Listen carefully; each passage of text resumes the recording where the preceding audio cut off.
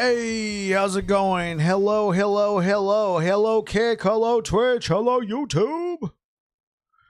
We are back again. Let me turn that down just a tad. Hopefully, you're all having a good one. Nothing but positive, great news today, right? Okay.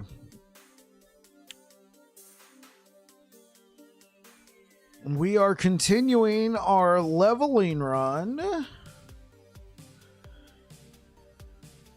Oh, I just realized, let's make sure I am in game capture and not display capture. Yeah.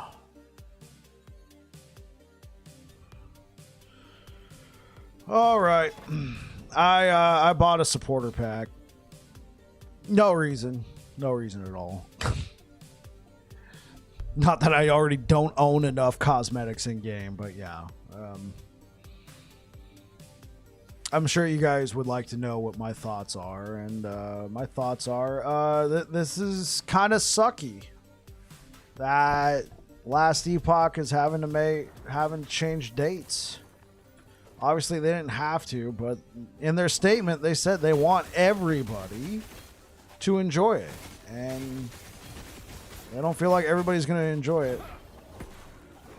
Hey, what's good, Top Monk? Yeah, everything's all right. I was able to sneak a couple days.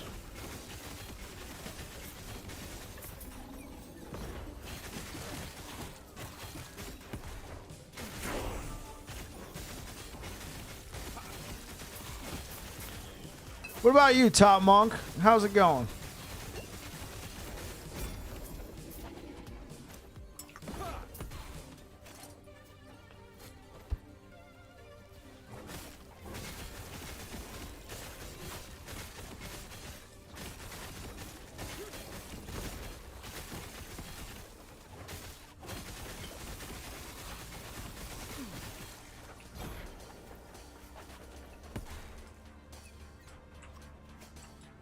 Wait, are you serious? This same exact glitch happened yesterday.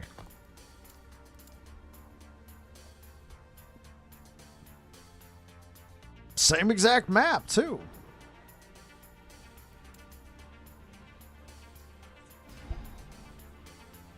Yeah, I'm good. Just chilling with friends. I got you.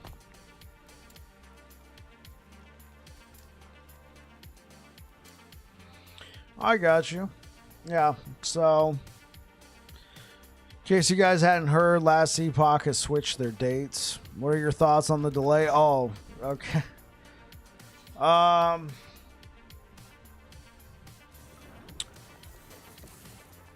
a little disappointed, but I understand why they made this decision. They want, like, they've been cooking. This is their rebirth. No, I do want to answer. I'm sure it's going to be a popular question tonight. I'm a little disappointed. I felt like if EHG was going to stand on their own 2 feet, this was the patch. They're going up against Path of Exile. That is in early access versus an expansion-worthy amount of content coming to the game. So, yeah, I mean, I felt like they could have done it, but at the same time, they don't want to divide the player base, which I guess is true. Secretly, I think it's so they can have more exposure for their game. Let's face it, there's not a ton of dedicated last Epoch streamers and content creators. What typically happens, content update comes out, bunch of people come back to the game, and then, you know, content dries up. EHG kind of goes quiet for a little while, and then a lot of content creators go back into hibernation. So what you're really trying to bring is, you know, the content creators from other games to see what you've been cooking.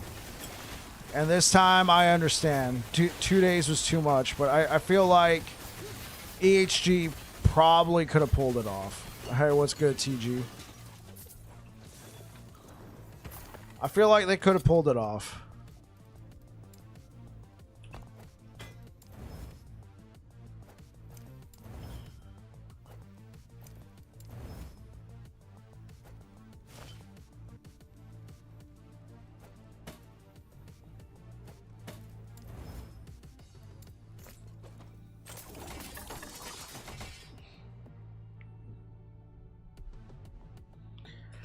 Yeah, well, they already delayed it, and I think that they're just trying to show as many people as possible what they've been cooking. Because, I mean, honestly, it's only going to get worse for EHG if they keep... But would you take the risk?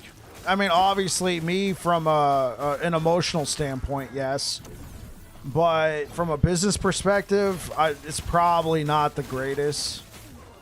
It's probably not the greatest, because here's the thing. It's only going to get worse for EHG. It's only going to get worse for EHG because GGG is going to get to a point where they're humming and they're able to pump out I'm assuming they will be able to. At some point, they're going to be able to start pumping out content for both Path of Exile 1 and 2 with any sort of rhythm. In EHG's current stance of trying to avoid any release date near Path of Exile is not... You're going to start running into that even more. So, if you're not going to stand on your own 2 feet now, okay, give yourself a little time and then do it. Show people what you got and then stick to your releases so you can develop your own content creators. I mean, they'll have me unless they go seriously screw up. They'll have me in their corner just pumping out content, but I work full time. I'm sure they want more people who can do it more on a full-time basis, but unfortunately, you know, right now they haven't given us a lot of options.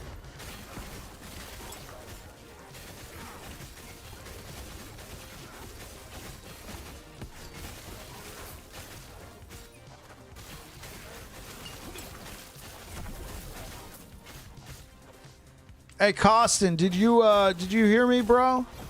What's good, man? I'm not sure. Sorry, that sounded kind of aggressive. My bad. Did you hear me, Costin? Did you hear me? You ignoring me? I'm kidding. What's good, Costin, over on YouTube? You know what it is? I said TG, and that's not what's good, Costin?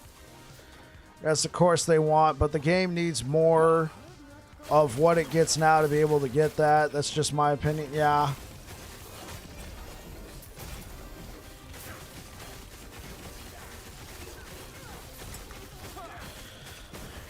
I will say, though, I watch you on both Twitch and YouTube. Oh, okay. Okay, man. Looks like I have time for Sentinel. Yeah. Looks like, you know, people are going to have time to check out some of my builds. You know, you want to spend a couple more weeks with Volatile Reversal? Might not be such a bad idea.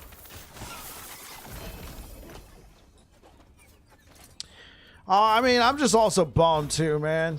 It's like they've already shown us so much, and then it's like, oh wait, temper your expectation.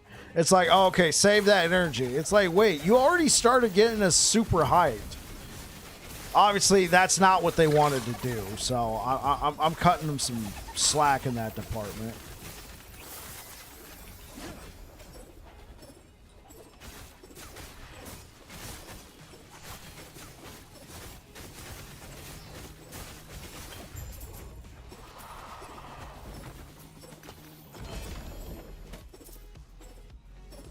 I'm fine with the delay this time, but I think going forward, they need to stand on their own. I think that's the idea, Costin. Yeah, because it's only going to get worse. I think it's only going to get worse. Like, if you're going to delay, I guess now would be the time because, yeah, I understand. It's much too close. Because it's only going to get worse. Once they start humming, once GGG starts humming and they start pumping out, you know, they start offsetting their Path of Exile 1 and Path of Exile 2, EHG's got to find their own footing at that point. Yeah. Of course, here I am assuming that GGG will get it right with their own game first.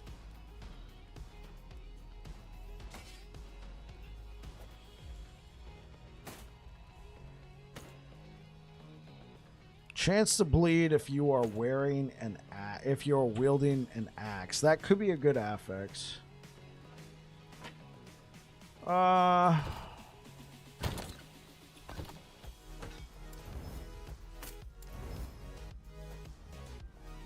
What about this?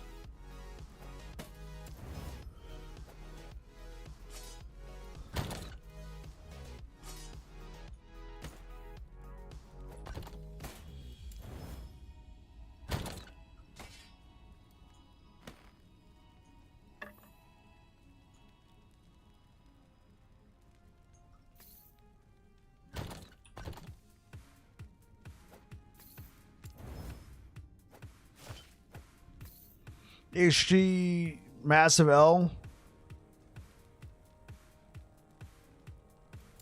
Yeah, but I don't know if that was a possibility, Krish. I don't know if that... Yeah, I don't know if that was a possibility. Logistically, it might have been impossible for them to move it up a week, so then what do? Do you stick to your release, or do you try and give yourself some time? They're actually EHG's getting a lot of goodwill. Like, I checked out a couple videos.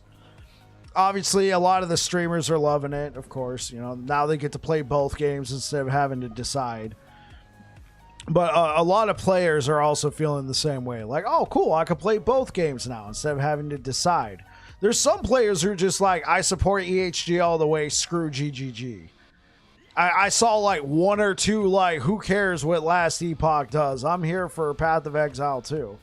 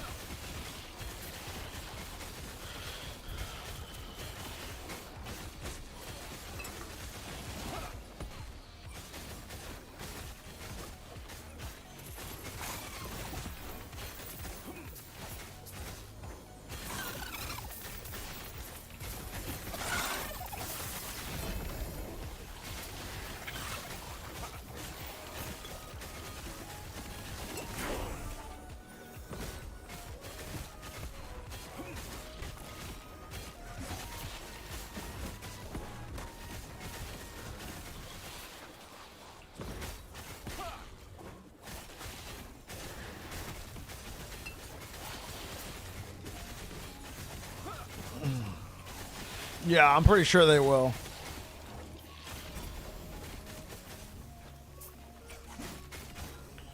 Pretty sure Last Epoch will have more content.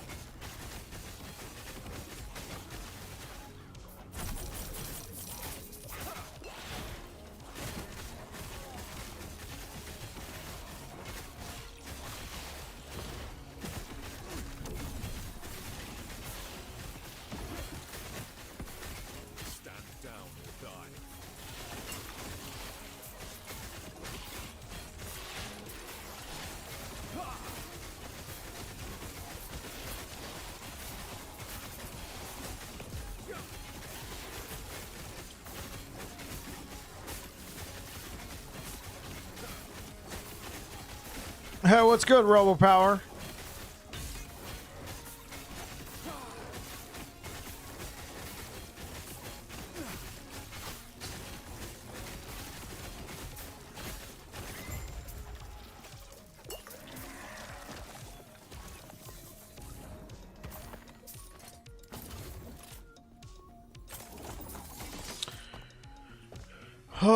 Yeah, so a little bittersweet. I understand why they made the decision. I still support EHG. Like Costin was saying, Good morning, Vietnam! Whoa, whoa, whoa, whoa, whoa, whoa. Is that Infrasonic Returns? Bro, IR? Back in the Twitch chat? Bro, brother, welcome back. Long time, yeah. Indeed, man. How you been? Welcome back. I'm sure you're here to ask what my thoughts and opinions are on the news today. You've been busy? I understand that for sure. What? Shitty for everyone? It's lousy. No one wins. Hopefully Last Epoch wins.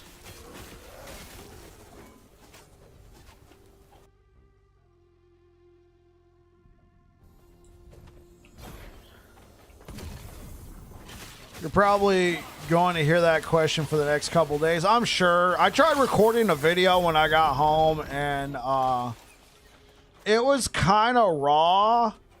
Like, I tried recording a couple times, and I just would just go off rambling because I'm not happy. I understand, but I'm not happy. Yeah, now you're running into the Torchlight Infinite crowd. I know. You could never win. Like, April was just too packed to begin with. So, unintentionally, they did the same thing. April was turning into action RPG month.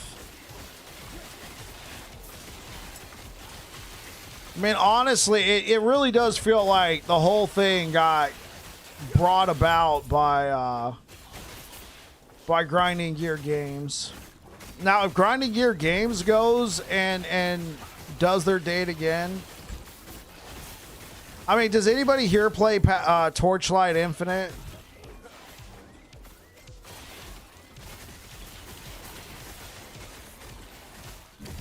If so, what do you think of the game? Like, I've heard some people say it has too much pay to win. You do? Okay. Costin does not. Infrasonic Returns does. What do you think, Infrasonic? Is it pretty important to be there day one for a Torchlight Infinite season?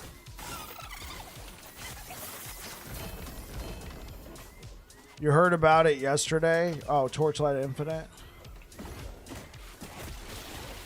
Ugh. Yeah, hey, what's up, bro?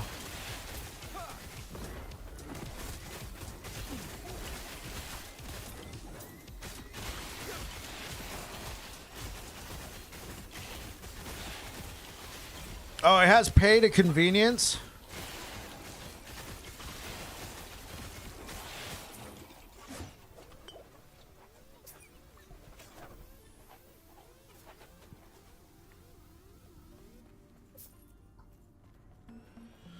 Okay, Gazzy said that's the date, but XD hasn't released an official date.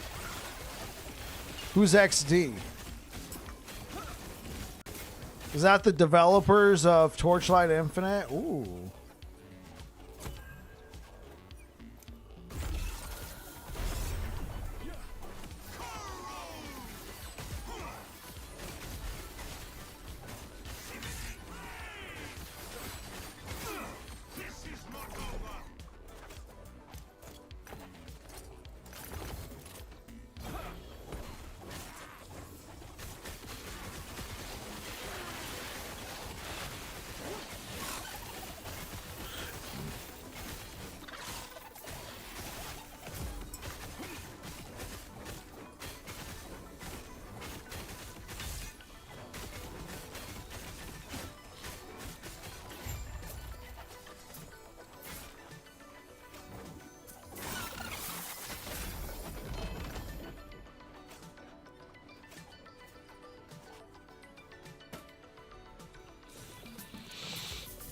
TLI only maxes out around 2K players on PC, though. Shouldn't be a huge dent. I gotcha.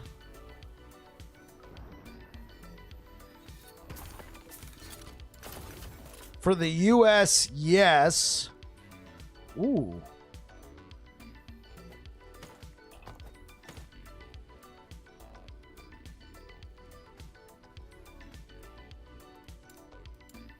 Oh, okay, okay. What should we put on here? I'm thinking strength. What about chance to bleed or bleed pen? I don't think I have any bleed pen. Strength could be good. I don't have any bleed pen. This looks like a big upgrade.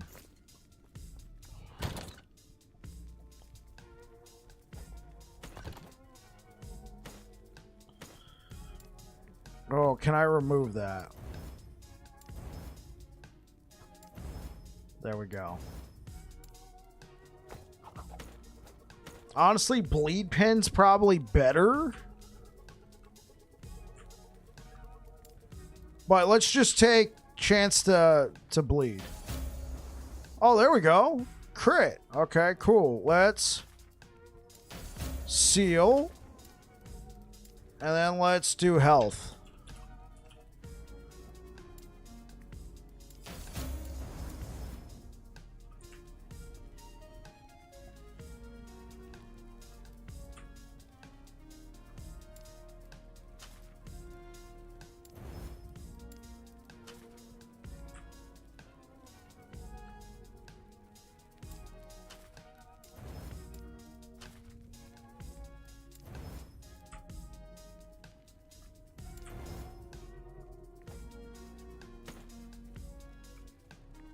Okay. I'm out of forging potential, but I got one shard.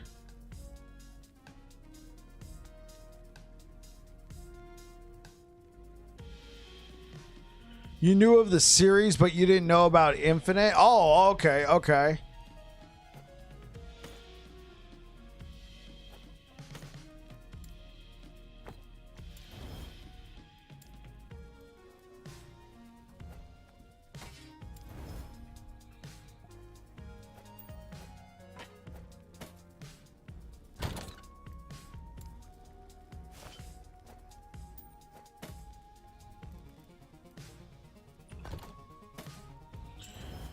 To be honest, it ruined your urge to play LE until 417. I don't blame you, Krish.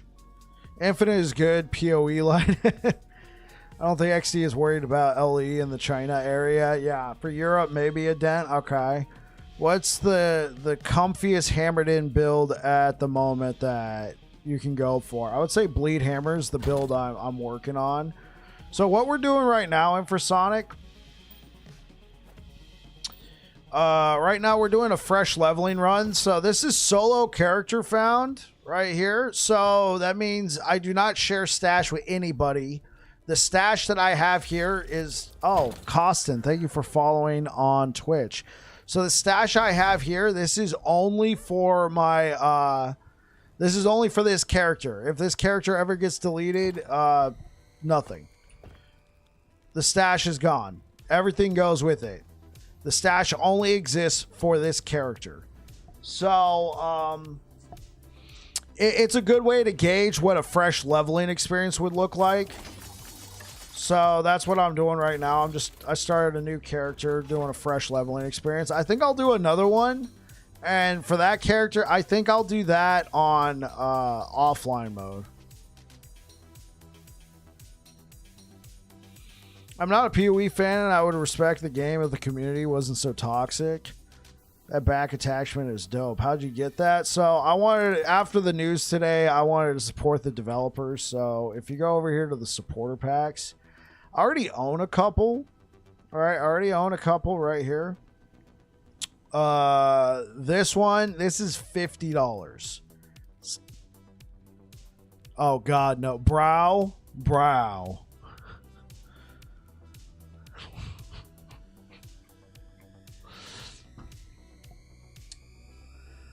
Yeah, so this is $50. It's quite a bit, but I wanted to show my support for the developers after today's news, so I went and bought this.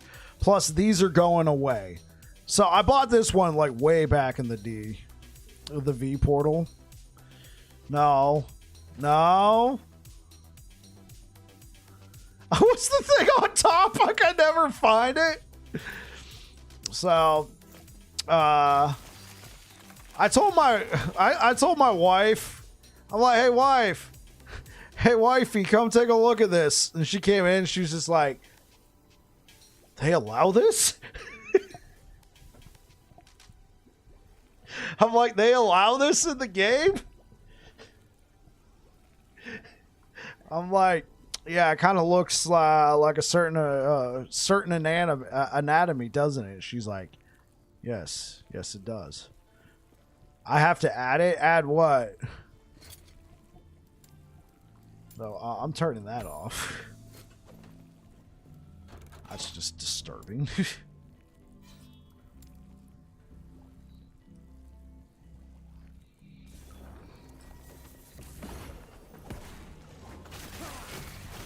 Apparently, it does look like a void monster.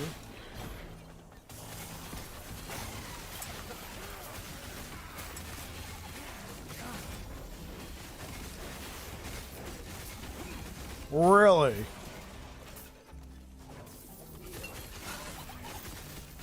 For how long? I mean, I'd basically be ripping off Aaron here, man. I don't know. Aaron probably doesn't care. You're welcome for that one. Yeah.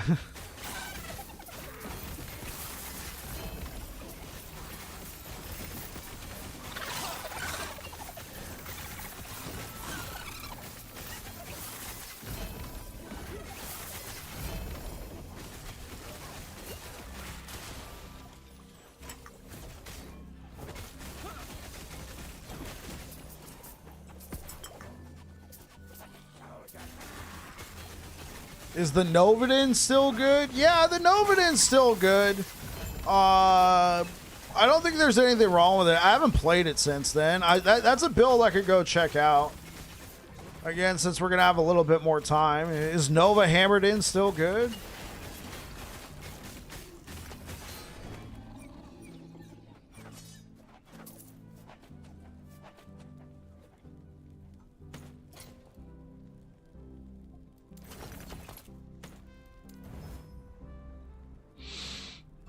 Oh, Chance to Ignite. I thought it was Chance to Bleed. Sunforge set. I mean, I'll take it just to have, you know, these sets can be kind of loaded. How goes it, my friend? Going to be able to shift your time? A little bit. So I'm not going to be able to cover as much. I was able to shift 3 days. So I already had too much stuff going on that first week. Already had too much stuff going on that first week, so I'm just gonna be able to take 3. Oh, here we go. I've been looking for that. I've been looking for a Bleeding Heart.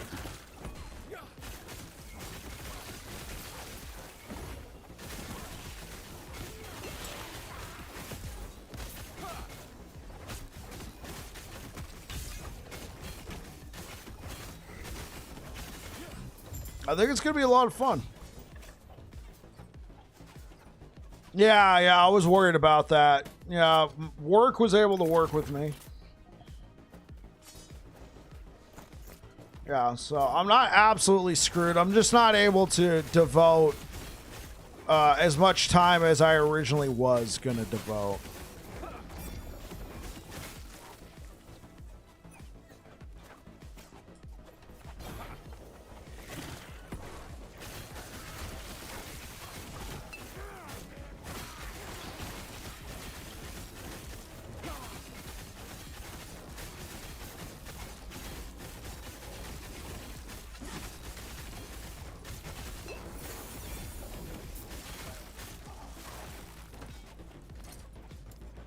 Okay.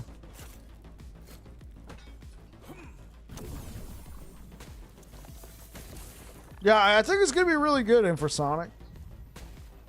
You don't like casting hammers?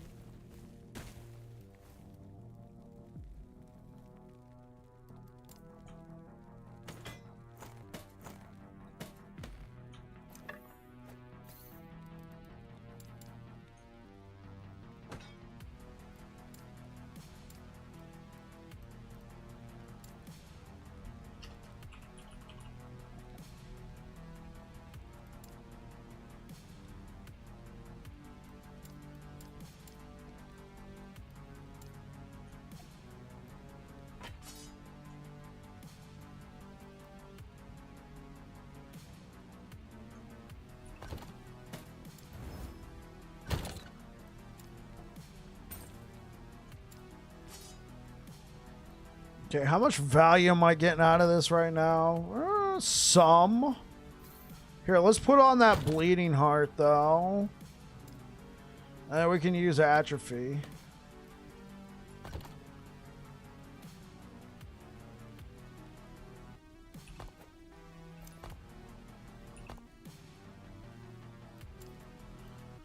Do we got physical damage? Oh, mana regen. Yeah, there we go.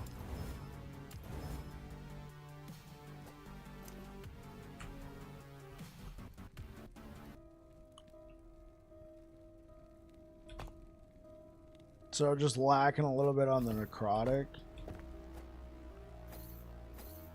Okay, not too bad, but now I can use atrophy.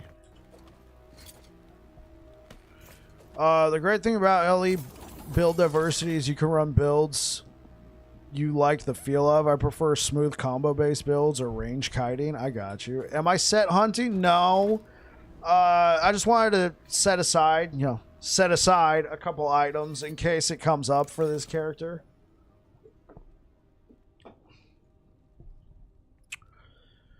I'm also interested to know how the Sentinel rework will affect existing builds, especially Hammered In. So, one reason why I'm playing, the Hammered In here, the Bleed Hammered In is, you notice I don't have Volatile Reversal on my bar. The reason why is I wanted to I wanted to level it without Volatile Reversal to see how viable it is.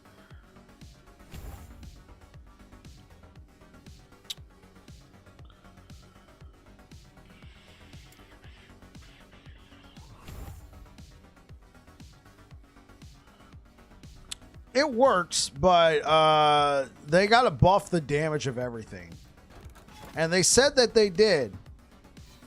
How do the mana issues feel? Oh, still the same, but I wasn't using Volatile Reversal for mana issues. I was using Volatile Reversal for damage. Typically, I've been running a lot of mana regen on my builds just to compensate, particularly for this. Like, if you look at my mana right now, it's fine. You can kind of get a feel, but passives and skills have all had changes. Got it? You see, Brow over here is in the CT program. So he can't say a lot. He can say very generic things. Obviously, we already knew there was a lot of changes, so...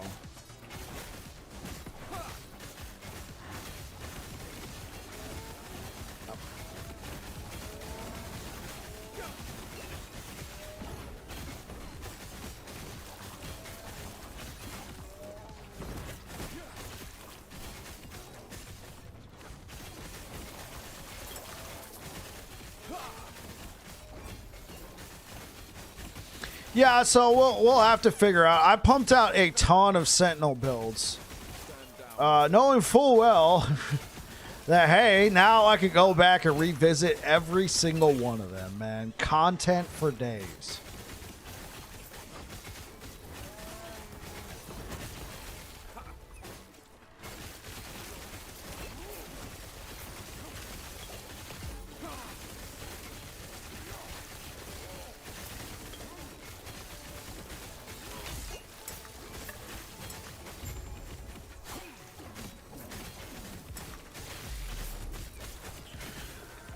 Cooch McGee, thank you.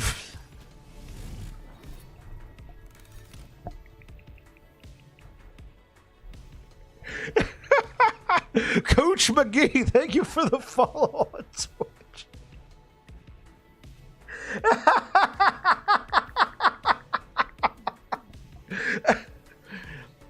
If you think to yourself, if this changed, they need to do this, you probably right, and they probably did. Understood, bro. I wonder which portal he's using. What's good?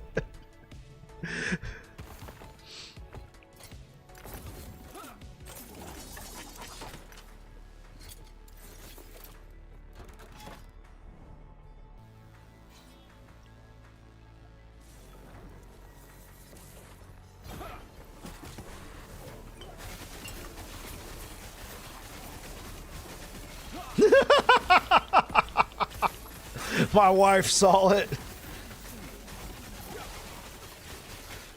I wonder what portal he uses.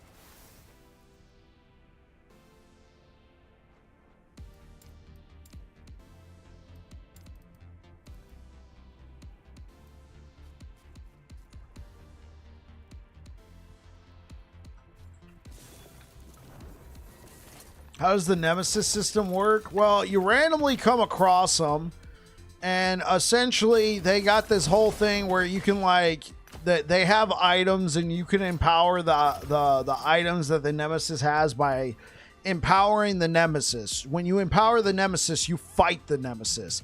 Then he disappears. Then the next time you run into another Nemesis, you can see what has happened to the items on the Nemesis. They've probably changed in some way and upgraded in some way. And then you can empower again, or you can fight, or you can banish. Banish means you send them away, the items are lost, and the next time you find another Nemesis, they'll have a new slate of items. And if you empower again, that means you'll empower the items that the Nemesis has randomly. And you can get some nutty combinations. One thing, and Brow's alluding to it, they have this thing called an egg. And what the egg allows you to do is put any unique with no legendary potential into the egg and then empower the Nemesis. That item could gain an affix or a couple and become a legendary item. It can gain LP, and then you have a slammable item. And the more you empower it, you can only empower it 2 times from finding it. So you find it, you put an item in the egg, empower. You find a Nemesis again after defeating it, later on finding a new Nemesis. You find a new Nemesis, and not a new Nemesis, but you find the Nemesis again, and the items will have upgraded. It used to be, it did used to be tougher. It used to be kind of tough. It scales with corruption, so that's one thing, but it's not as bad anymore. It's not as bad anymore. It was kind of like a nice mini boss fight, but see, Nemesis is kind of like Orbis. It's a random Nemesis with its own skill set. So you would find like the poison Nemesis who would just shred you immediately. And then you'd find like the lightning Nemesis, or the frost Nemesis, or the fire Nemesis, or the blood Nemesis, that sort of thing. Yeah, just like the frozen mages.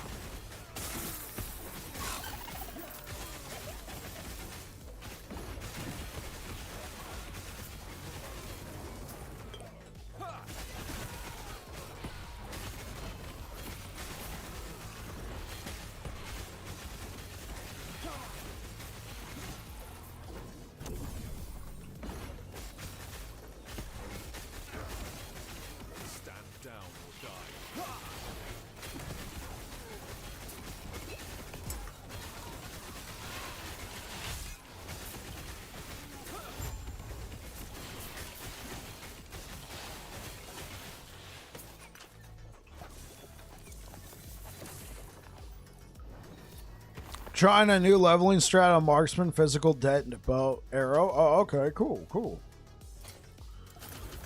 Hey, what's good, Air Dragon?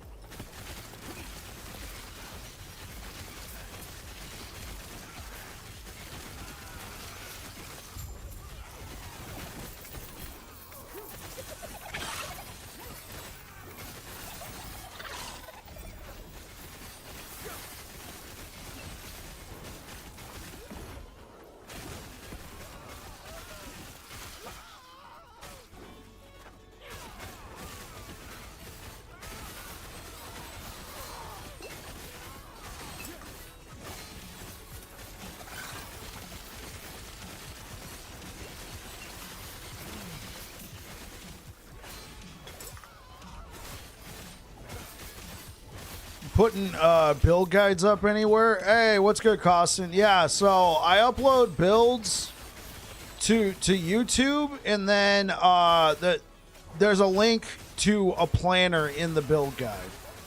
All my build guides are on YouTube.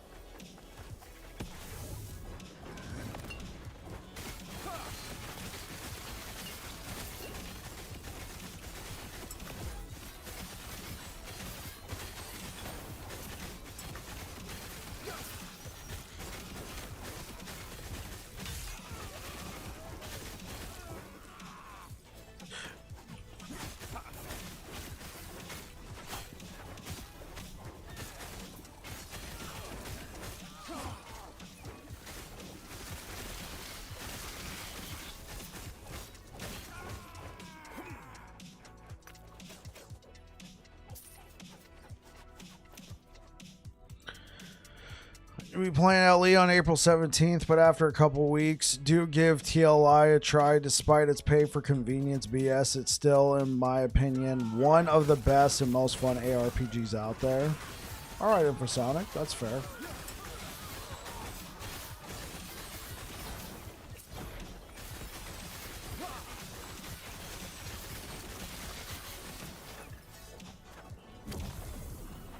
I don't mind pay for convenience all that much. I mean, I play World of Warships, all right? I'm okay with, you know, like, I try not to dump a ton of money into games like that and reward that, but, I mean, come on, I play World of Warships. I know what it's about. I really like a more melee bleed stack paladin. Hey, what's good, Matthew? You could probably do that with something like Rive.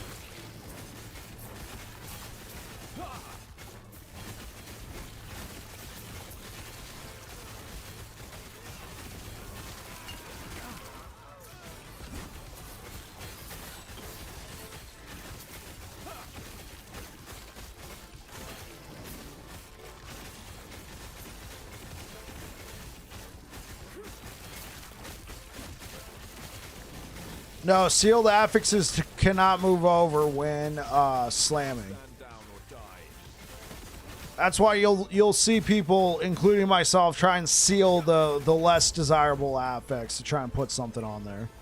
Vengeance build, maybe? Oh, yeah, like the bleed one? Okay, so let's try and see. Matthew wants to see a bleed-focused melee build. Okay. I've kind of done one like that. I've kind of done something like that. It was, I mean, now here's the thing. I wasn't focused on getting the bleeds, but you could take it in that direction. All right, Sword Catcher. Sword Catcher Rive. I don't have a Sword Catcher to show you.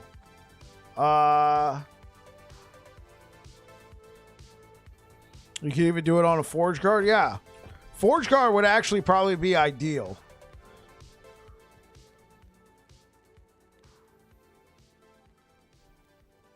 The pet's slowly growing in effectiveness is my main worry. Oh, you're still talking. Yeah, so it might even work better on Forge Guard. I did it on Void Knight. So the idea is, let's go take a look. So Rive's third strike lacerates enemies on hit. Lacerate, added melee damage of all types is taken into account for lacerate, but added melee damage without a type is applied as physical. For example, if you have plus 20 melee damage and plus 10 melee fire damage, lacerate's base damage will be 40 physical and 20 fire. Okay, cool. Can we get bleed? There is no bleed. Okay. So what you're going to want to use, here, I can show you in the loot filter.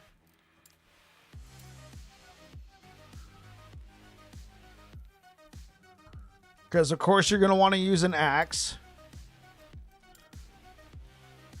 You can use a one-handed axe. But if you use a bardiche, bleed shield throw could be fun. If you use a bardiche, right, you have 130 to 190% chance to bleed on melee hit. All right, 130 to 190% chance to bleed on melee hit. And Sword Catcher is a bardiche base. It's a unique, but it's a bardiche base. So if you have a way to constantly proc Frenzy, it'll greatly boost something like what am I trying to say? Like Sword Catcher. And then you could also pair it with something like Vorpal Force, where you gain more damage on Void Cleave per stack of bleed on the enemy. And then you could stack your Blood of the Exile, your whatevers. You can stack your chance to bleed pen, that sort of thing. It could work. Max Roll is full of crap. If they quit the game because it's pay to win, why do they still support Lost Ark and Throne and Liberty? The truth is MR bailed on TLI because it didn't give them enough views. I mean, that could be a reason. TLI also changes a lot every season. Very expensive game to run a site on. Builds are also shareable in game, so no real point in having it on a build site. I got you.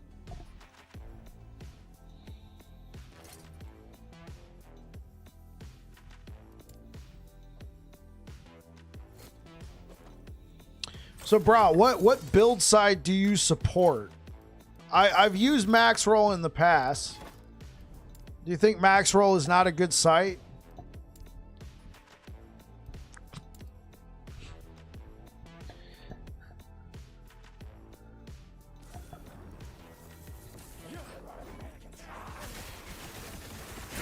Max Roll has really good UI. But Last Epoch Tools is so freaking good. I mean, I obviously support Last Epoch Tools. All of my builds get uploaded to Last Epoch Tools. It's more about individual creators. That's true. I like Max Roll. I like Max Roll for the creators.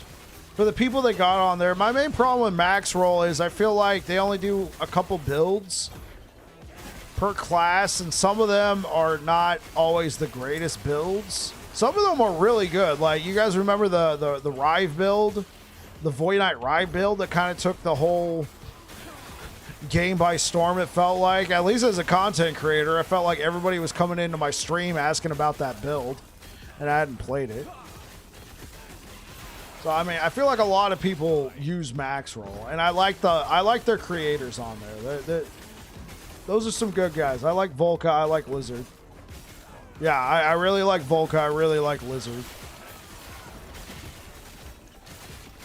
I feel like Volca just finds a good balance in his builds. Like, when I go in, I check out, like, Lizard's builds. Lizard's builds are extremely good, but they're also extremely in-depth and gear-intensive. Whereas I feel like Volca squeezes a lot of value out of the gear in his builds. So no shade at all. I just really like, at least for newer players, if you're following a guide and it said Volca's the author, you're probably going to have an easier time. Yeah, double red ring. Yeah, for sure. Tend to be glass cannons and tend to be very gear intensive. I was watching Action RPG stream the other day and I thought he said he was going to get with you about his build site. Yeah. You did not mishear. He did. We have spoken.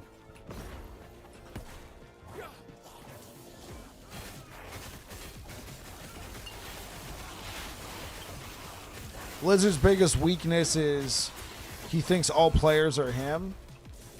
I don't know if he thinks that, but I do. I mean, I don't know Lizard enough. The guy's raided me once, and I've sat in his stream a couple times, but he's European, right? So most of the time, if he's streaming, I'm at work. So I mean, I just know based off of reading his build guides, they seem pretty intensive, and then like you said, not as much defense. It's just a lot of damage. Whereas I'm more of a defensive person. I like to stack defenses before damage.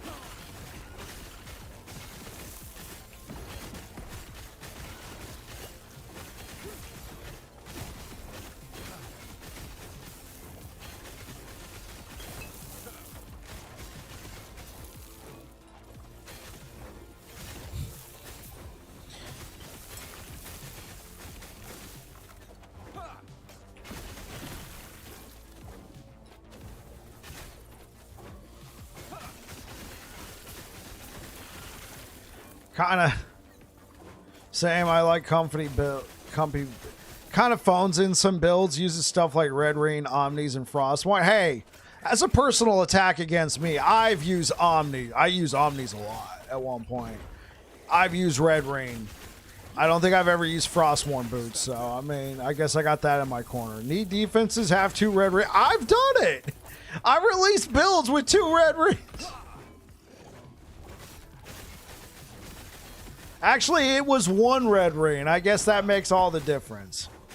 1 as opposed to 2. You just got your first Red Ring. Let's go, double tap.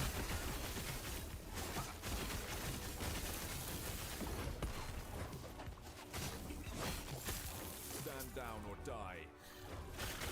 I made a meme a long time ago. I'll try and find it. Yeah.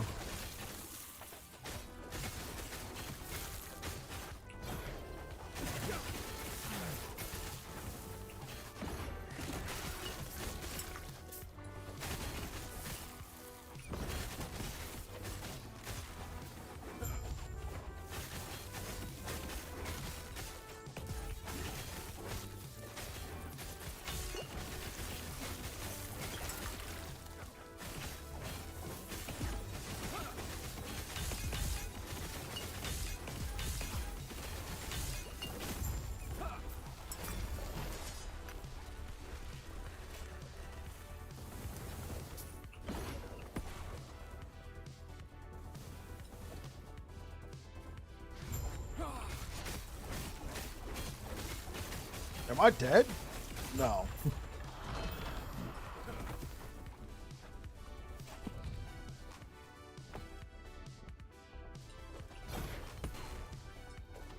You're a little sad that they won't finish the story. Did they announce that they weren't going to finish it? Or is it just it's taking too long?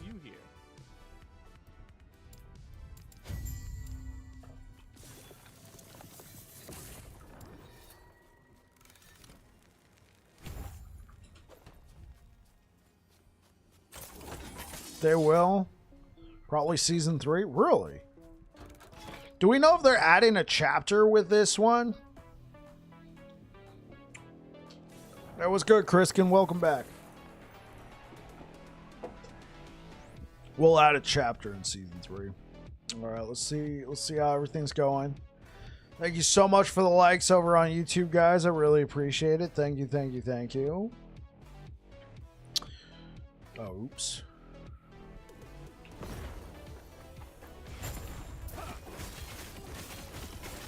You sent me some LE memes? Okay.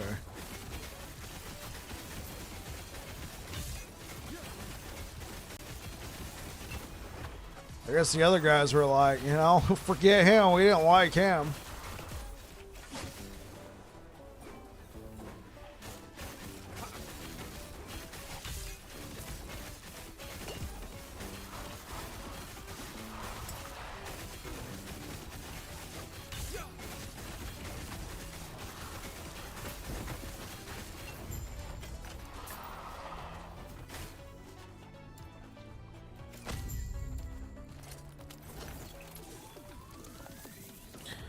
I'm good. Bummed about the delay, but completely understand. What is cross streaming involved? Do you have to pay for a service to do that, or can you literally just stream in 2 places independently? Are there a lot of steps involved? Okay, so let's break that down for you, Infrasonic.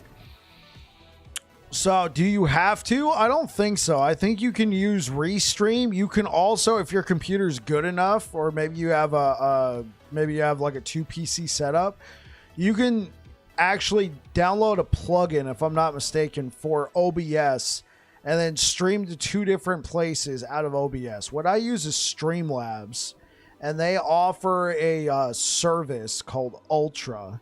It's not only just split streaming, but what it is you stream to one source and then they send it to all other sources for you. So my computer is only streaming the game once, right? I'm not trying to send it. My computer isn't trying to send it to multiple different locations on its own. I send it to Streamlabs, who then sends it to all relative sources. You also can get access to certain like creator packs. They got a program called Cross Clips, which helps make shorts. If you got like a full form video, you can put it into Cross Clips and they can help you make shorts. I use that one a lot.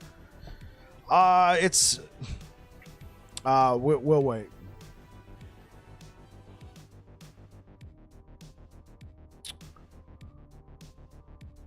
Hey, what's good, Spellpot? Welcome back.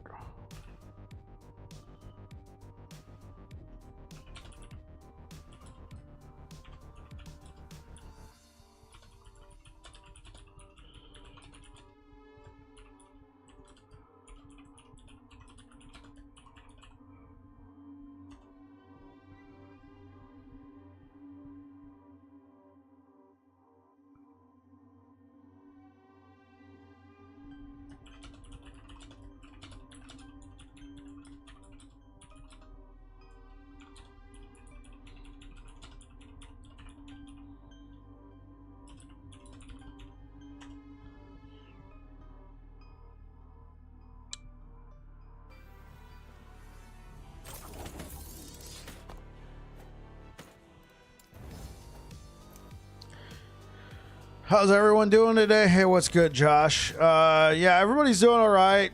I think I share the same sentiment as everybody else. Disappointed about the delay, but I understand. I hope everybody can see what EHG has been doing. And welcome back, Mr. Reefer Sage.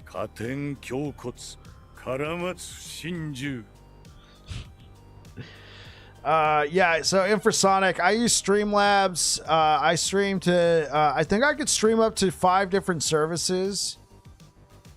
EHG's doing some sus stuff. Expand on that, MJ, over on YouTube. What do you mean sus?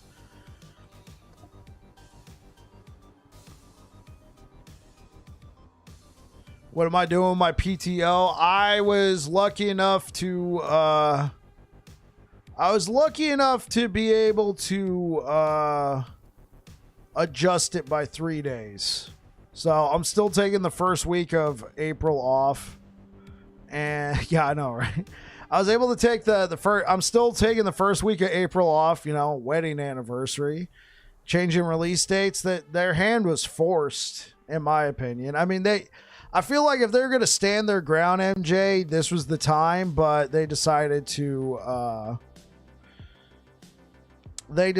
change it. I think the idea is they want everybody to be able to play and see what they've been doing, because they really want to stick to a 3 to 4 month cycle, and they want everyone to have a chance to play it instead of just 2 days. Why would they fear other companies? Because I think they've put too much into this to just have it potentially... I think they put too much into this to just have it potentially squashed. I agree. They've changed it. People need to play it. They'll see EHG's been cooking. Then after that, they got to stand on their own 2 feet. They can't be changing stuff. Not anymore. I agree, Chris. Hot take, last Epoch's the better game. I mean, it's all I pretty much stream. Every once in a while, I'll give you guys a random-ass game that I stream out of nowhere, but... Last Epoch, in my opinion, is the better game. Has anybody played the new AC game? No. Well, I mean, I haven't. Yeah, so I'm giving them a pass this time, but they need to stand on their own 2 feet. Stand down or die.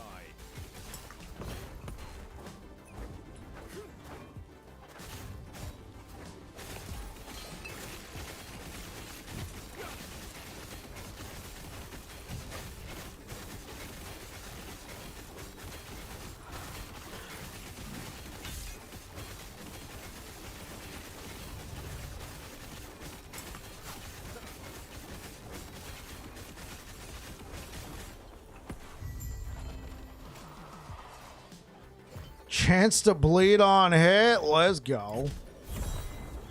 It's all part of an elaborate April Fool's joke. Really? Do tell.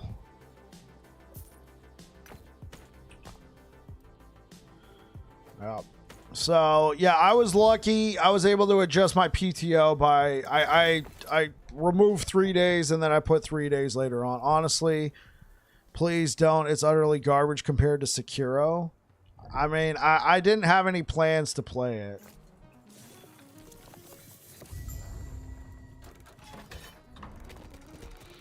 LOL, the reg pull and release on the second anyway. Oh, no. That, like...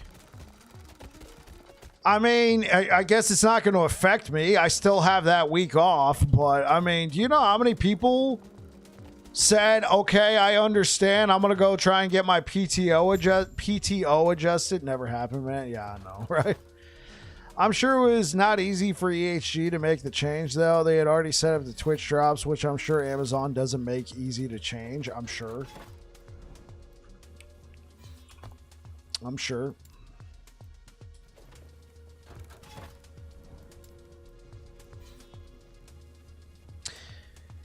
That would be some Riot Games action right there, trying to do the April Fool's Day. Yeah. Hey, that's another company owned by Tencent, right?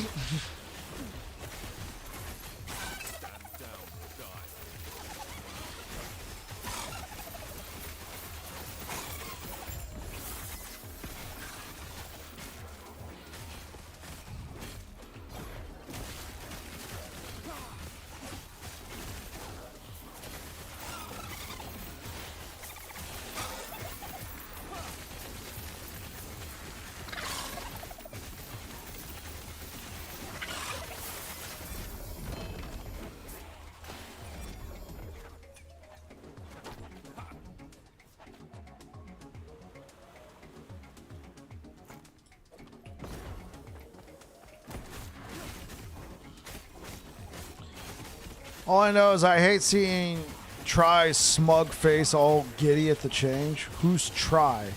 Gazzy's take was that Tencent, who owns majority stake in GGG, was trying to pressure Tactics to buy more EHG at a discount. They owe 20%.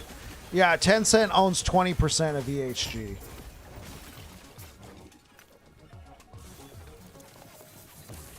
Who's Try?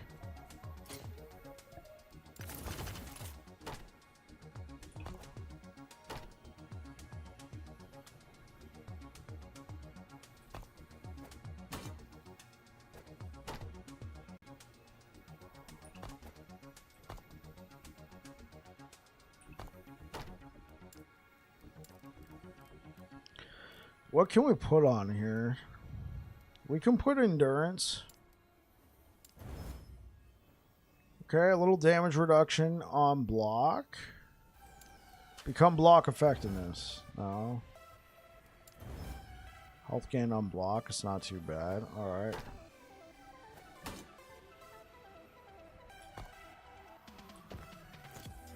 Talkative Try. He has the next interview and is a PoE fanboy. Really?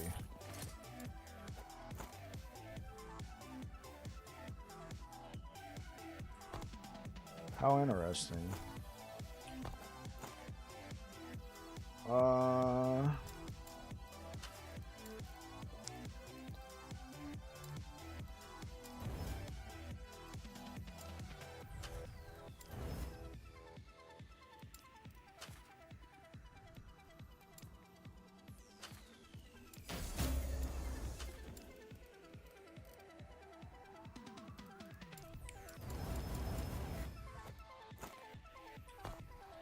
Okay.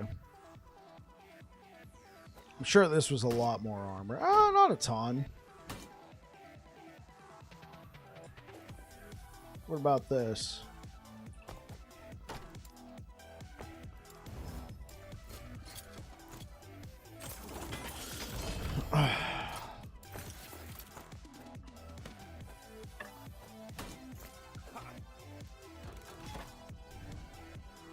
That's what you thought Tencent was doing, Costin?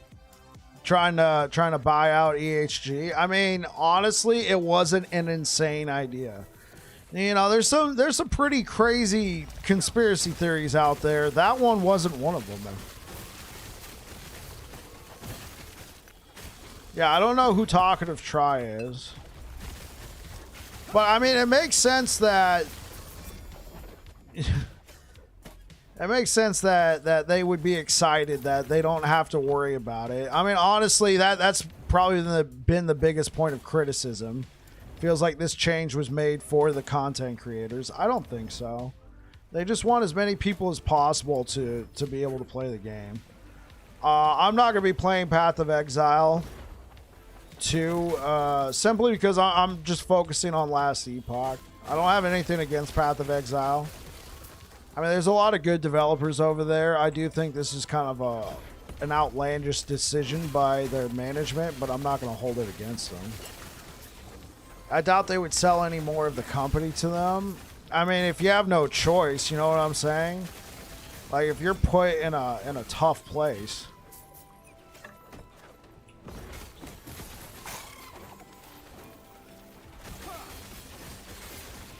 I mean, overall, though, the consensus seems to be that people are excited about this, that they don't have to make a decision. Obviously, the Path of Exile streamers and the multi-streamers, they're super excited. The people who are bummed are the Last Epoch content creators. I've only seen a couple reactions, but I saw Aaron Action RPG's reaction. He was bummed. He was also understanding. He and I share a very similar position here. Bummed, wanted to see him go up against Path of Exile because I do think they got the superior product, but right now EHG is trying to market their game to as many people as possible, so you got to talk about the wider audiences here.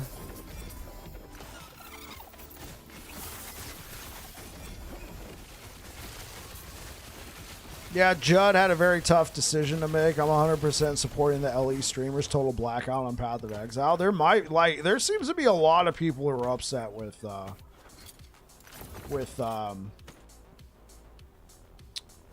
lot of people are upset with Path of Exile. I don't want to see that game get too tarnished.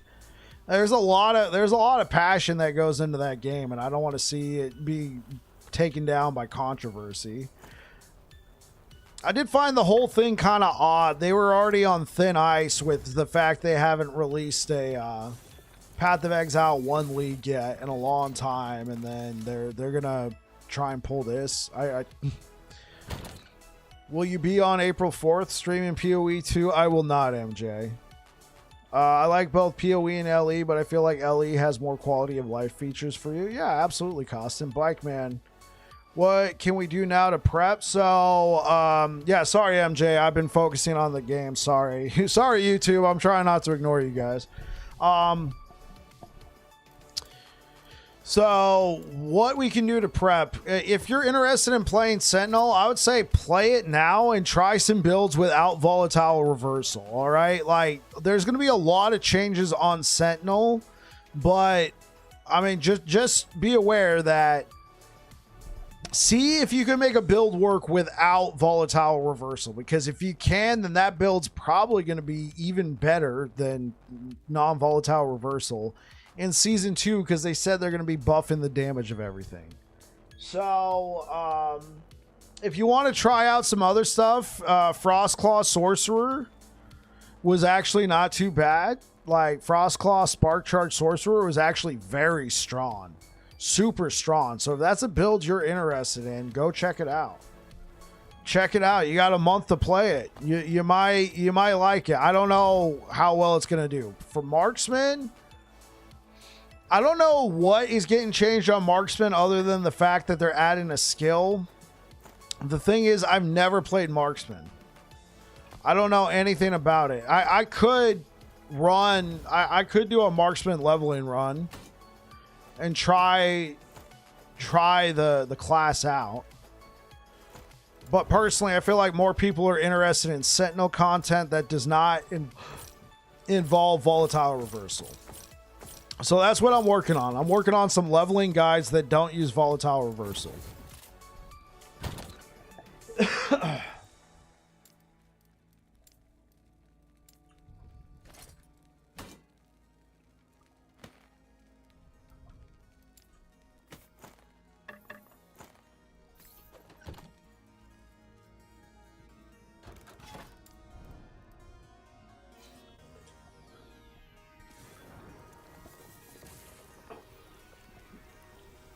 I should play Marksman for content. I mean, it's not a bad idea. Now that I got more time, I could check it out.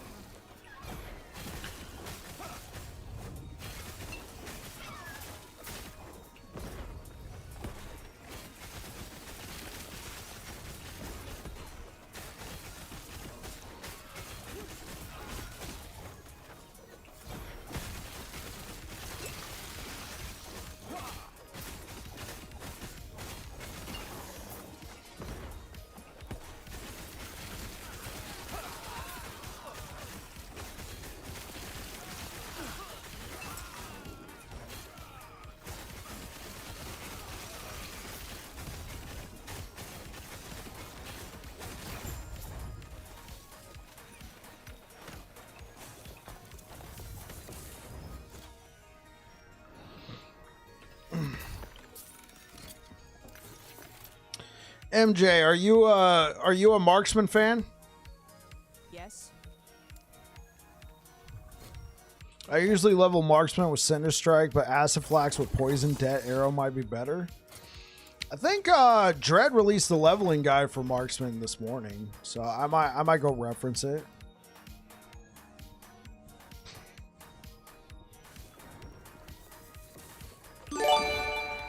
Kriskin gifted 5 subs on Twitch. Thank you so much, Kriskin.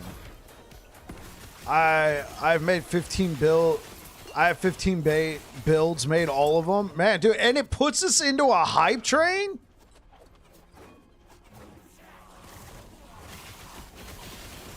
Hey, I appreciate it, Kriskin. Thank you so much for putting us into a hype train over here on Twitch. Thank you, Kriskin. I really appreciate it. You like it? Hey, man, that's cool, though. 15 hype? Just got my first red rain in 500 hours. Was doing some rain gambles with Ascendants. Felt great. Hey, that's what I'm talking about, Divine. Oh, hey, Divine. You just literally got a sub from Criskin. Hey, man. That's what I'm talking about. Welcome on in. Is that your first time in chat? That is your first time in chat. Welcome. Welcome.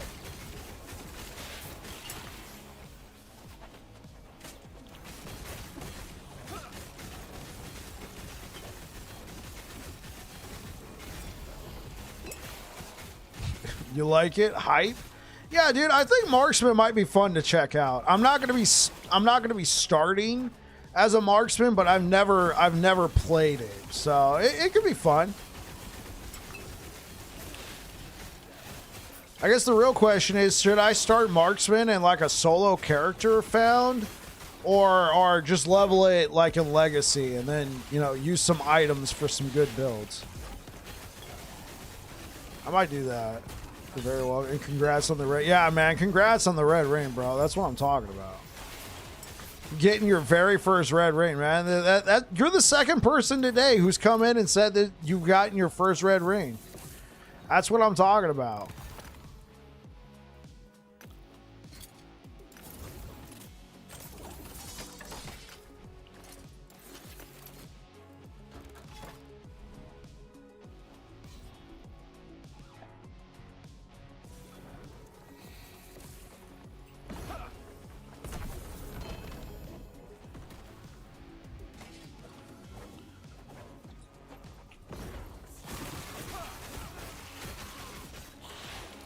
You never had a red rain, but you've had a 5% 30? I know, right? What's really fun is when you pop one without LP into the egg and level it up, right? For sure. You're hoping for that LP. But to get one from a Rune of Ascendance, that's what I'm talking about, Divine, man. That is just so freaking exciting. I've only done that once, and ironically, I was streaming when I did that, so of course that became a YouTube short, for sure.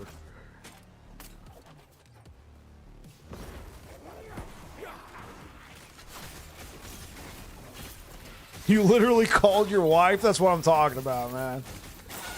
Babe, I got a red ring. That's good, honey. Yeah, dude, that's what I'm talking about, man. She's like, a what? Season 2 is going to break your brains.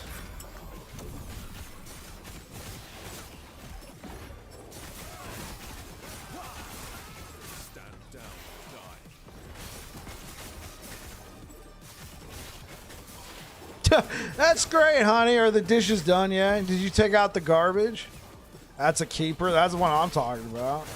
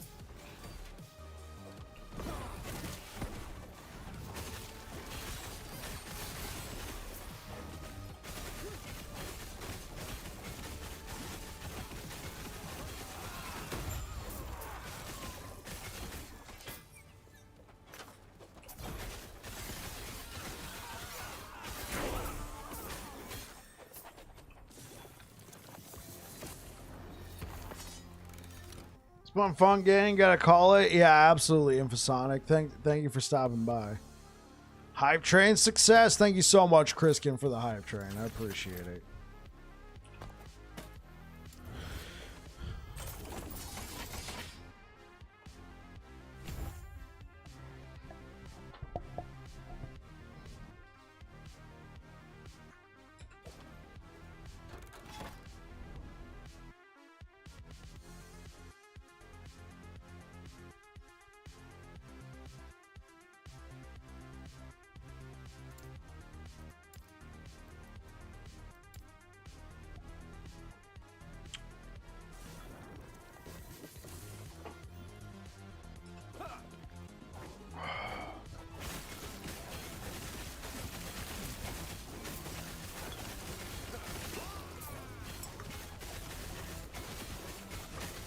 I appreciate it, Chriskin. You take care, man. You have yourself a good night.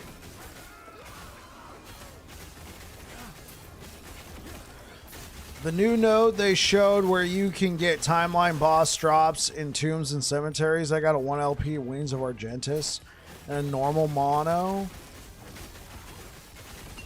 It was empowered, but not super high corruption. You didn't fight the boss. I mentioned Frostclaw. Yeah, I played that recently, MJ. It was a good time.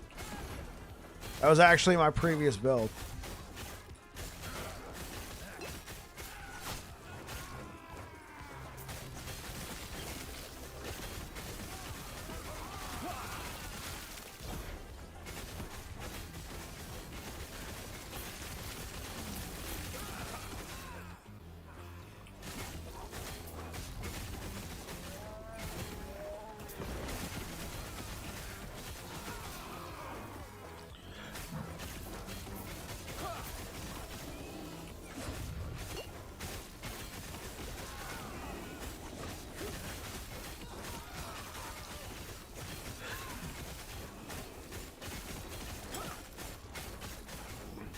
When they say you get to customize in-game, they mean it. You should do that. I'm not saying you should. I'm just saying it's a, like, if you were interested in playing something like Frostclaw Spark Charge, it could be a good time, especially if you already have gear. If you don't have any gear or even like a sorcerer, I don't know if I'd recommend. You'd spend all that time farming it up only to play it for a week and then, oh look, it's time to move on. It's time for season 2. And that build's probably going to catch some sort of a nerf.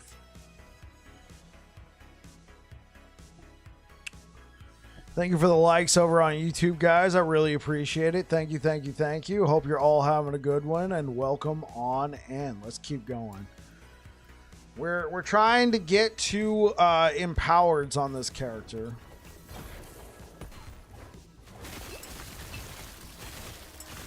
Hey, what's good, iFlip? What you been up to, man?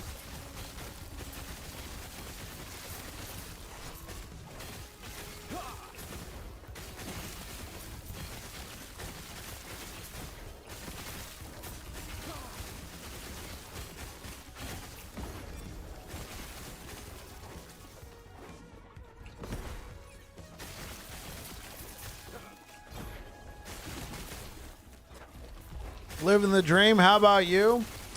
Doing okay. I was a little disappointed by the announcement today, but I understand it.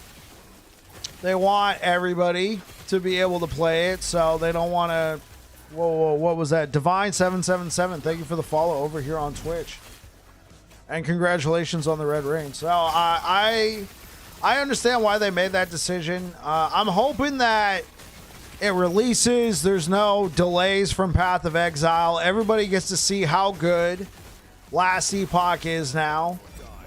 And then Last Epoch is like, okay, we've shown what we got. We got nothing to fear now. Everybody knows that we're legit. Stick to your 3 to 4 month cycles, seasons, and don't worry about other releases, all right? Because it's only going to get worse from here. Eventually, I assume Grinding Gear Games is going to figure out what's going on with Path of Exile. And they're going to release, they're going to start having normal releases for Path of Exile 2 and Path of Exile 1 that will alternate and not step on each other's toes, right? And that's just going to make it harder to try and avoid Path of Exile anything with your release dates. 2 weeks after PoE, I guess I'll be playing PoE. Diablo release April 27th. All 3 will be. Yeah, April is just already crowded. It's really just putting the name action like you know, the 1 month that start. Well, it's not the 1 month. There's 2 months that start with A, but April is for action RPG. I mean, that's what it was turning into. I mean, okay, so it was supposed to be Last Epoch at the beginning of April, and then, you know, Path of Exile was like, you guys ever see the having to move the date so close would be a marketing pain for them. I'm not sure about this, but they probably already set up sponsored segments with big streamers, which they'll have to reschedule. Quite possibly for a lion. I'm gonna start on my backlog while I wait for LE. Yeah, that's fair. Yeah, you guys could just take a break from last Epoch if you want. I'm not. But I mean, you don't have to do what I'm doing. You can go check out some other stuff. I mean, possibly they maybe they had some segments set up.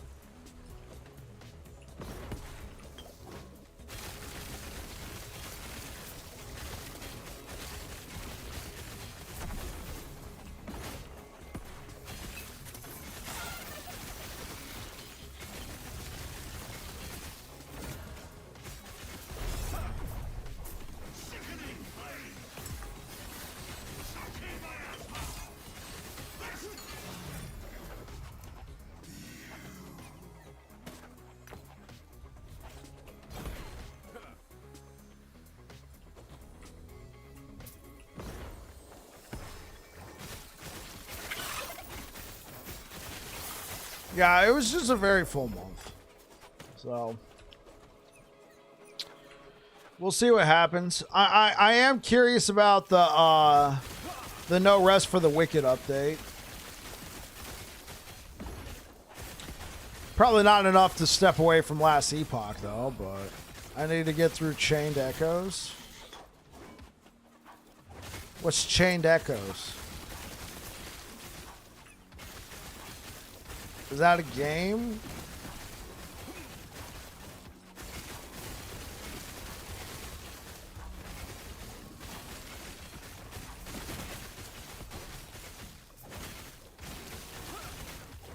It's an indie classic style JRPG. Oh, that sounds cool. I know my friends are going to be like, okay, now that last Epoch's delayed, you're going to finally come over and beat Monster Hunter Wilds, right? Don't be surprised if, like, next Saturday, all of a sudden I'm playing Monster Hunter Wilds. Then Chrono Trigger. Oh, that's cool. I'm over on Diablo. Like, you're playing Diablo or you're over it? Double XP. Oh, that's fun. Yeah.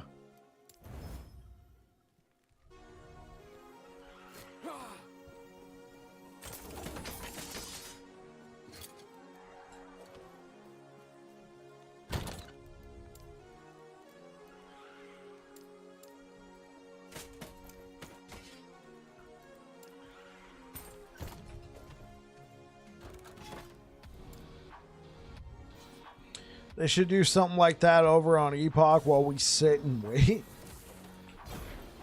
Actually, not a bad idea. Like, I wonder how that could be implemented, but it could be like, hey, you wanted to try out different characters and different in-game builds? Here's double XP. Go level.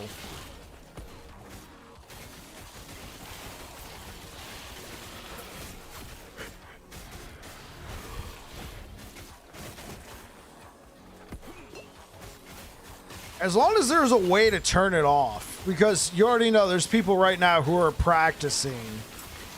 You already know there's people right now who are practicing their leveling runs. I'm technically one of them.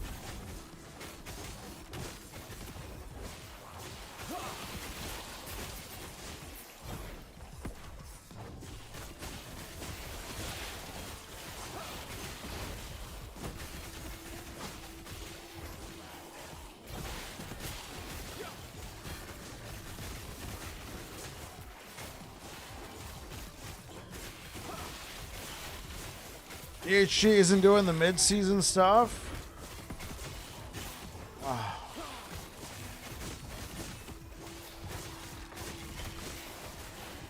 They legit said F that because it was so terribly communicated to the player base why.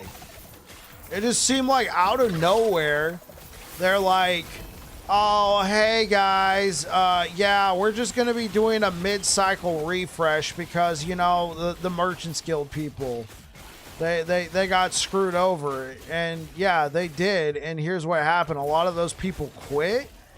And the people that were left were all Circle of Fortune people. And so they just announced out of nowhere that they were going to just do a mid-cycle refresh. And that threw a bunch of people off, so they left. And so the only people left were the, we don't care. That's literally what happened. The only people left were the we don't cares. Because think about it. If you were playing Circle of Fortune 2 months in, you were just starting to power up. And then they're like, oh, well, we're gonna reset the cycle. And then you're like, well, I wanted to compete on the leaderboards. I gotta create a whole new character again? No, I'm good. Like, I'm talking in arena leaderboards. There's probably not a lot of people who are in that regard. Yeah, I mean, I understand, but I feel like it was so poorly communicated. It wasn't until everybody threw a fit that they came out and were like, okay, here's the reason why, guys.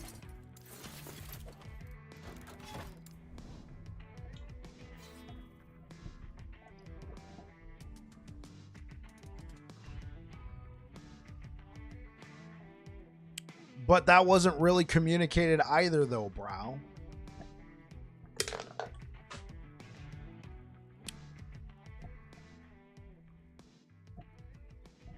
They did a massive Bazaar update. Yeah, I played Merchant's Guild for the first time because of the updates that they were bringing to the game. Yeah, like they brought a lot of good quality of life updates. Like it was a good refresh. It was just, I feel like they should have just led with that instead of saying they were doing a reset, because they were leading with, well, a bunch of people got screwed in Merchant's Guild, so we wanted to do right by them and reset the season.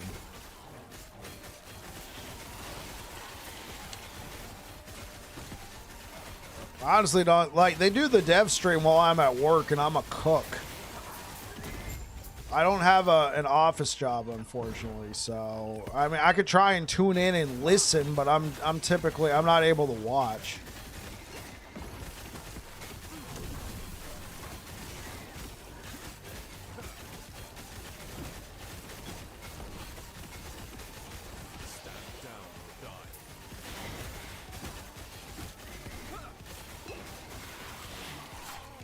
You just watch the VOD? I try, but it's like it's a 3-hour VOD, and you know, I do. Time outside of work is limited for me because I do a lot of streaming. What I try and do is catch Aaron's like condensed versions, the cliff notes.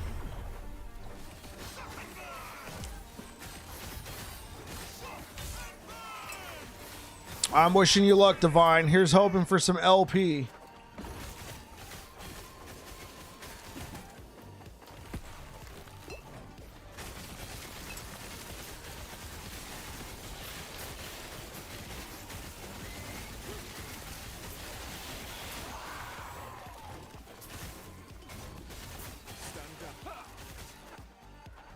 I mean, I'm not surprised, bro. I missed your reaction to my last message. Any thoughts?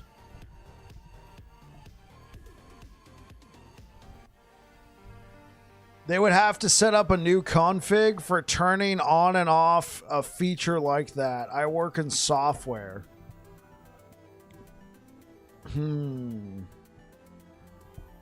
That wouldn't require a release. Right. Okay, I got you. Yeah,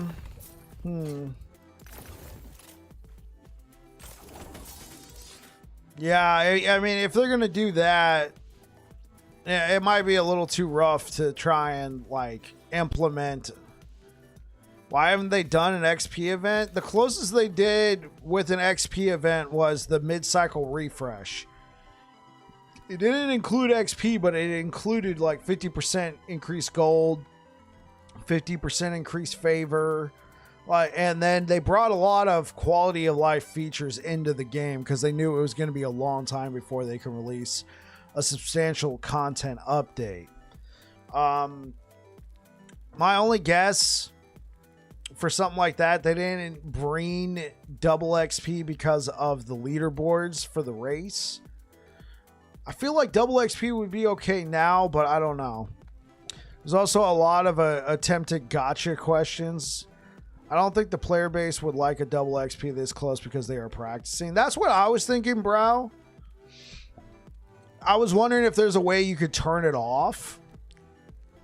Yeah, because like the only time they've done any sort of event is when they did the reset, and that like it would conflict with this, I think.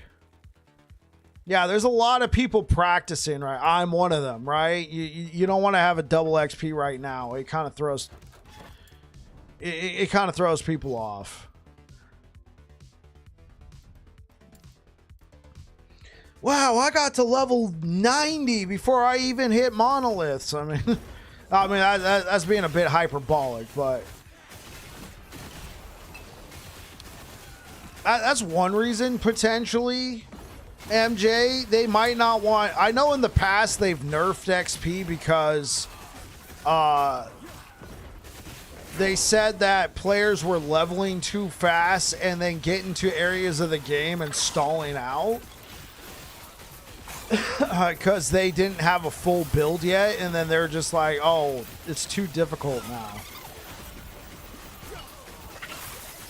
I mean, if you already know what you're doing, then, you know, double XP is fine. But if you're like a new player trying it out for the first time, that might be a little too much.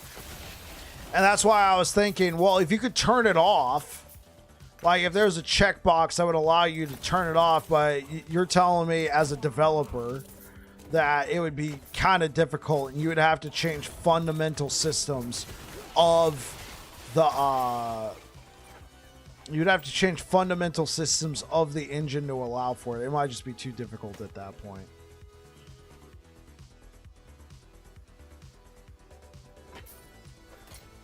Wait, is this a rusted clay? Oh my gosh.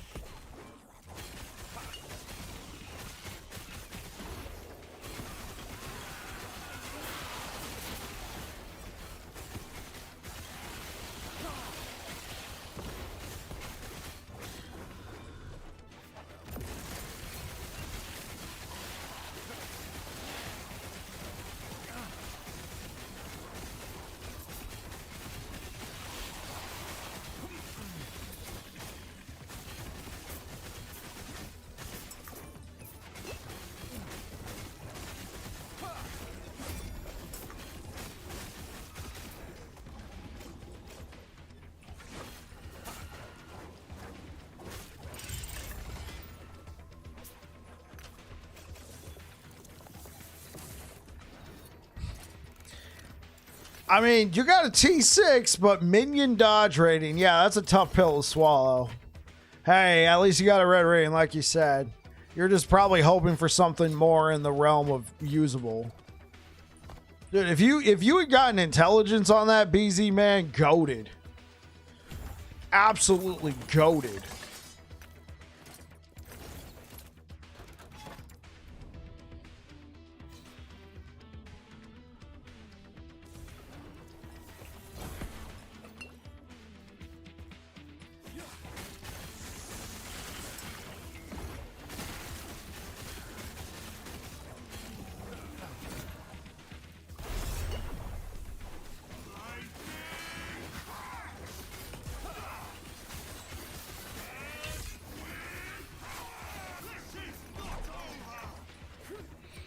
The refresh is a sore spot with me because so many people didn't play it and just complained about things that were fixed because they were completely ignorant to the fixes.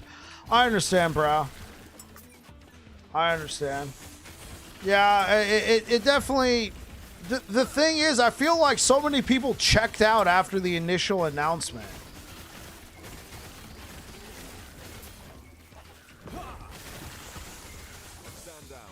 I tried to bring some awareness. I was like, hey, you know what? I'll try out Merchant's Guild. I'll check out the new features. But like you said, I don't really think people cared. Some people just kept complaining, that sort of thing.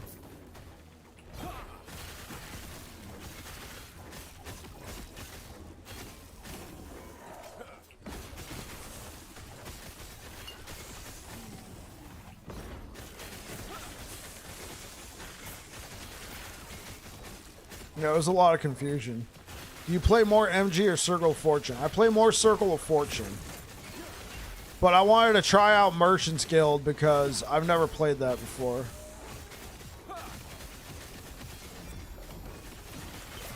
They said no image, but haven't...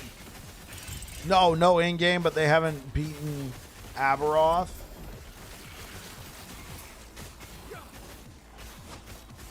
True. No, I will admit, some people are kind of stuck in their ways. They want to play the same build they've been playing, which does okay in the end game, but it wasn't good enough to kill Aberoth, and they didn't want to change. I enjoy Circle of Fortune because it gives you more to work towards. Yeah, I enjoy Circle of Fortune too. Merchant's Guild was really fun though. The one thing is, I feel like with Merchant's Guild, you have to like really pay attention to what the top builds are so you can sell that. Also, if more people are not playing, Merchant's Guild can feel a little... Like, the less people that are playing, the more powerful Circle of Fortune is, right? But if you have a lot of people playing, Merchant's Guild can be very powerful. Which is why I'm considering cycle starting, or season starting, as Merchant's Guild and then rolling over to Circle of Fortune. After I make some money. Like right now, MG's probably... I mean, I can go check it out for you. Hold on. I don't think it's empty. It's just... You're not finding a lot of good items, and the good items you find, people want a lot of money for. So here's Fred.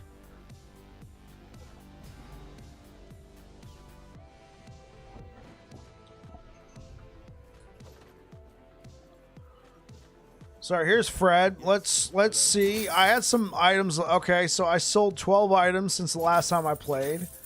A lot of them were freebie items. Items that I sold for a low amount or just listed just to get them out of my inventory. So, I mean, people are still buying, right? But, like, let's go check out...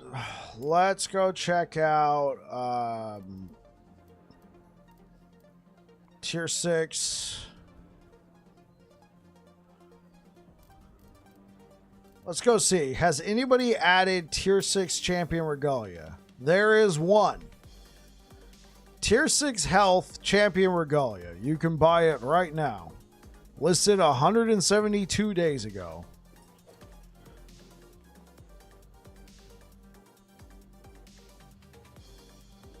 Right, I haven't played Path of Exile 2 in-game either. I got you. T7 Rive.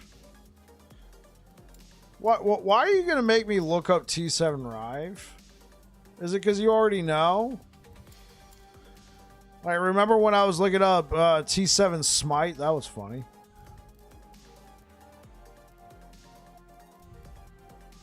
T7 Rive on the chess piece. Oh, wait, are you telling me there's no T7 Rive? You haven't played live in months? Yeah, there's no T7 Rive. I want to make sure I haven't... Yeah, no, there's... What about T6 Rive? Depends on it, because it does. What about T6 Rive? Okay. You can get T6 Rive.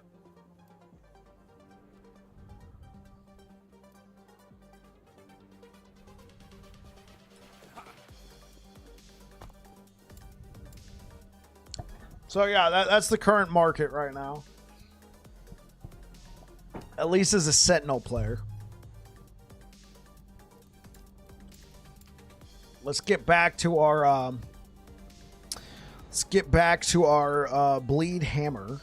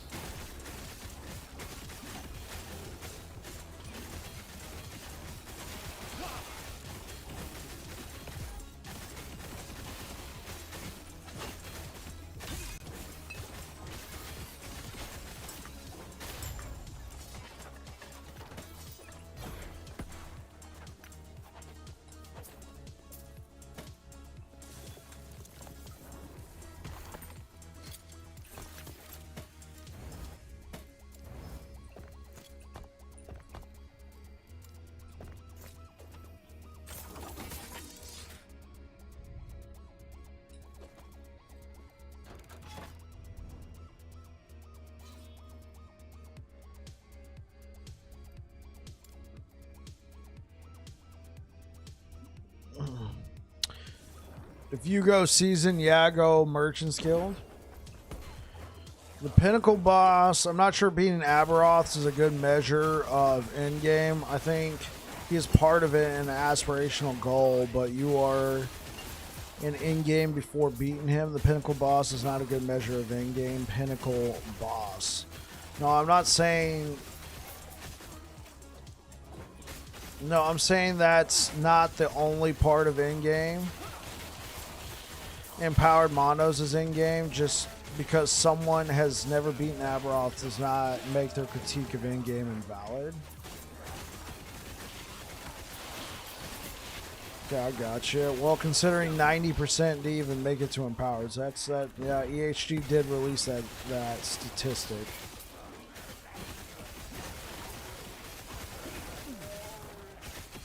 And honestly, what happens with a lot of those players, they probably start seeing like other people and then just feed off that vibe. Oh, well, this guy said there's no in-game, so I'm just going to parrot the same information. There's no in-game unless Epoch. I think a lot of people got stuck because they didn't know that they were what they were doing and blamed bad in-game. I mean, I will admit it is a bit of a slap in the face going from regular monoliths to empowereds. The difficulty does ramp up, but the reason why is to force you to you know, interact with the game. You're in the end game now. A lot of PoE players struggle with crafting.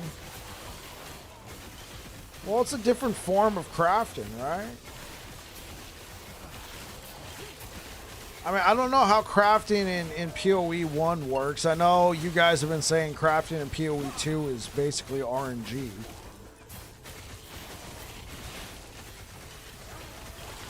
The game tries to push you towards crafting, but eventually there comes a point where you have to, or you're just going to get wrecked. If you don't understand that, it's going to hurt.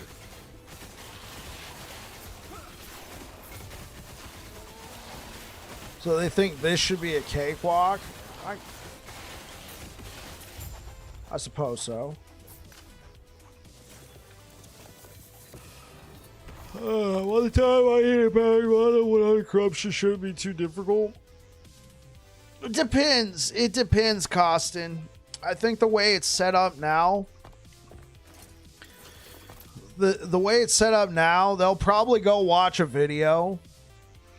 And in that video, the streamer or content creator, i.e., let's say me, we're going to say, do Follow the Outcast, Black Sun, Ending the Storm, Reign of Dragons, complete these 3. You're in an empowered monolith. You want to get there as fast as possible.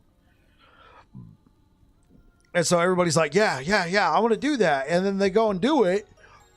And then they get there too quick. And then they're getting slapped in the face. And they're like, but that streamer guy said I need to get to empowered monoliths as fast as possible. So, I mean, I could also see that. Because, you know, from a streamer blaster mindset, myself included, that's the most efficient way. Get to empowered monoliths as quick as possible. You're going to find better loot. You're going to get more XP. It's going to be more deserving of your time. But if you haven't learned the basics by the time you get here, you're going to suffer. So, highly recommend if you are a first-time player to do, like, obviously, I mean, I still recommend going up this way. Remember, before they redid monoliths, you had to do Fall of the Empire. You couldn't skip. You could skip Stolen Lance, Blood, Frost, and Death, but you had to do Fall of the Empire and then Reign of Dragons. Now, you can completely skip all 3 of these. So if players do that, they go into these last 3 a little under leveled if they didn't level up. One thing I see is people expect the same exact item they want is going to drop. They don't know how to craft it. That's true. I argued with a person they shouldn't be using Rune of Removal on their T7s and should be sealing unwanted affixes instead. That's very true. That's what I do.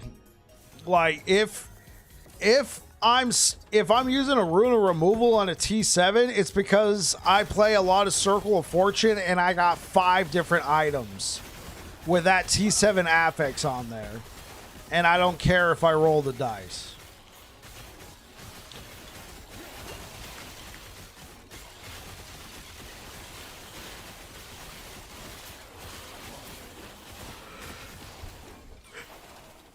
I typically do too, but sometimes I'll do the YOLO rune of removal, see what we get.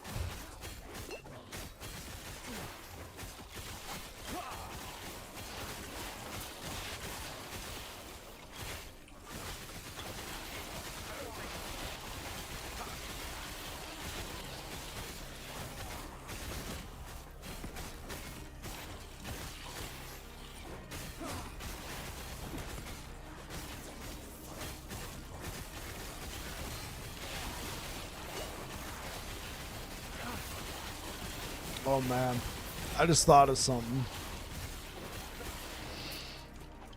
That freaking legend. You guys remember Dredd's video? He was in the video. He was saying like obviously it was tongue in cheek. He was joking, but he was saying, I think both EHG and GGG should delay so we can go watch Minecraft the movie. Well, the first one's happened. Let's see if the second one follows suit. We got to make way for the real player in the room, guys. We can't have Minecraft the movie weekend being all taken up by, you know, action RPG launches, man. They need to make room for the real player, all right? They need to get out the way.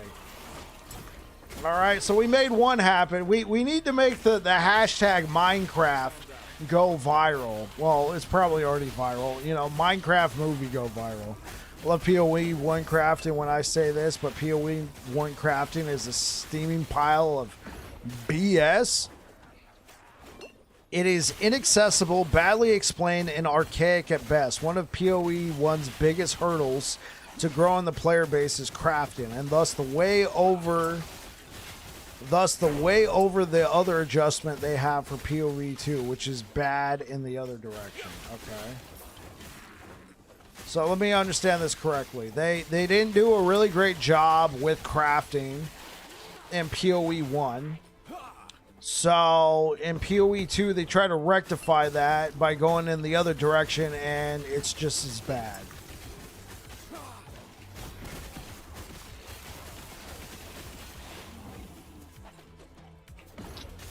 And Minecraft the movie, guys. Remember, hashtag Minecraft the movie. Hey, yo, I'm gonna be perfectly honest. I'm gonna have that week off still. I think I'm gonna cash in. I think I'm gonna take my wife to go see the Minecraft movie. I think she's gonna be like, "Why am I here?" I'm gonna be like, "We're doing this for Dredd." We're doing this for Dredd, man. He's a guy who had a cause, and he made a video about it, and he's making real things happen because of it.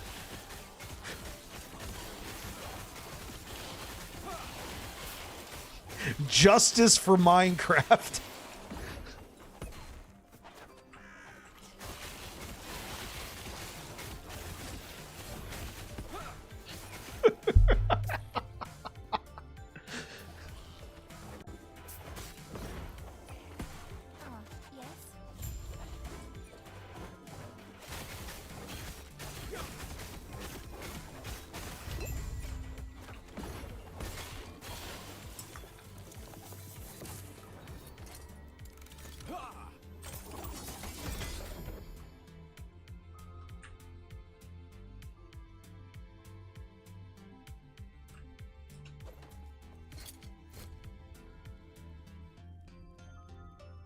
LE has no chase items. LE has a perfect balance of complex and simplicity. LE has like EHG really nailed the crafting. PoE 2 is like pure RNG crafting, closer to OG PoE 1 crafting before we added determination of any kind. The only problem with LE chase items, in my opinion, is I don't really know if like at least in Diablo, like you realize that this is a chase item, right? It goes, it's like this is a mythic. Like you realize this is a chase item. And in Last Epoch, it's like, oh yeah, sure, Red Ring, you know, Orion's Eye, Bastion of Honor is another good one, Ravenous Void. Like those are some good chase items, like Aaron's Will, Herald of the Scurry. I don't think Herald of the Scurry is as much of a chase item, or Aaron's Will, but you don't realize it as much. You've probably, if you're playing Last Epoch, you've probably heard of Red Rain. I mean, I do think it's a really good chase item. It's not, though, because you're guaranteed to get it. D4 items you will get. I suppose that's fair. I suppose that's fair, bro.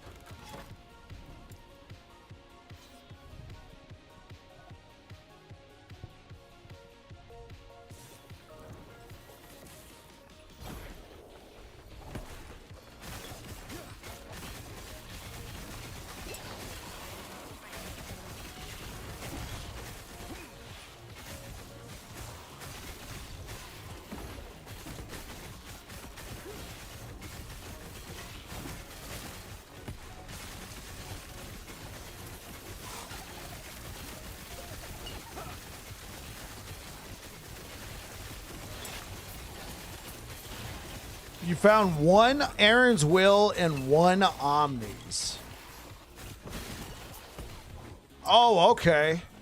So wait, is that why you were saying that? Never mind.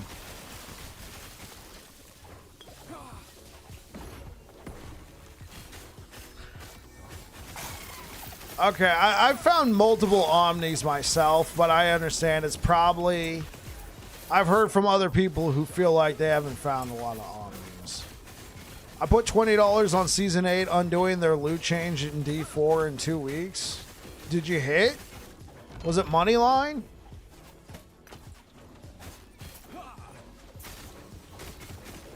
Okay, I mean, quick question. If anybody's comfortable talking in chat. I know I got a lot of lurkers here. But how many people have found an Omnis before?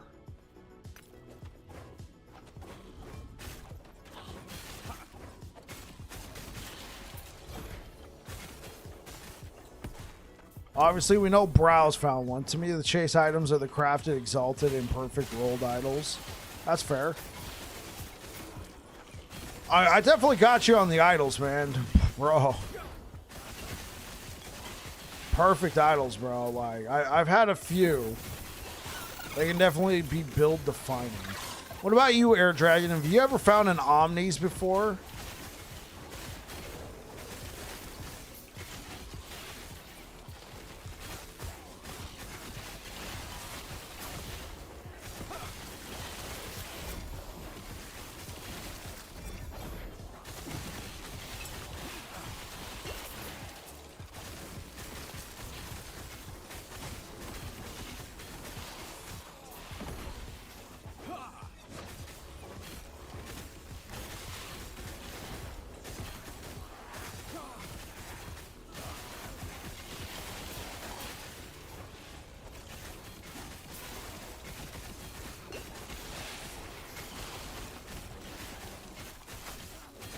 Okay, that's fair, bro. Yeah, because you have to be at least over 200 corruption.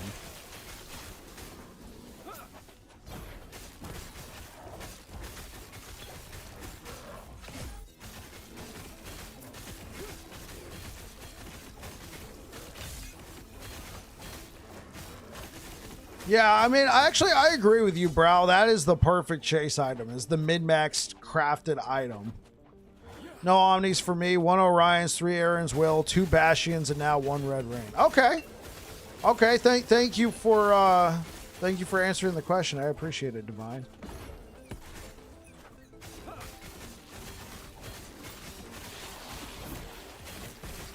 No Omnis. Okay. Appreciate it. Thank you for answering the question. Stand down or die.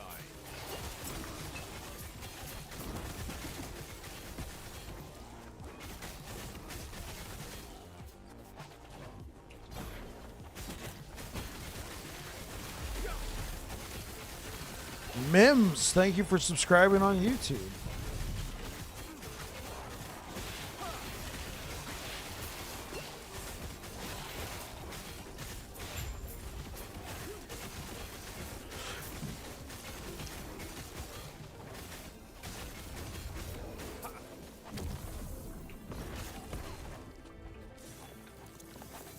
Oh, frick. I wasn't done.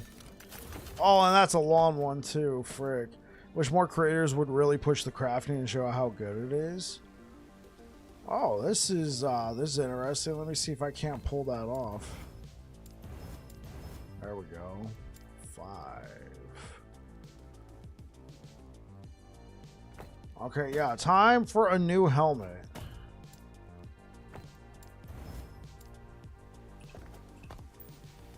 That's a T6, and we got health on there. Okay, okay, so here's what we need to do. Do we have throw and attack speed? Yes, we do. Put the... Oh, no. I'll only try it once. Oh, my God, yes. Okay, cool. And then here's what we do. Is that throwing attack speed? Okay, cool. 1, 2, 3. What do we got so far? 13. 18. All right, let's do this. Okay, we'll leave the void damage for now. Let's get the health. It's a low roll. Okay, dude.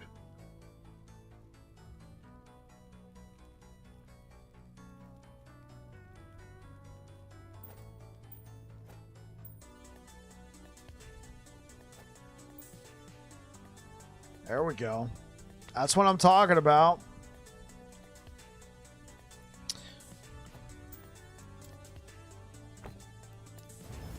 Dude, I've been using that other ring for so long. Wish more creators would really push the crafting. Yeah. I can't believe I left.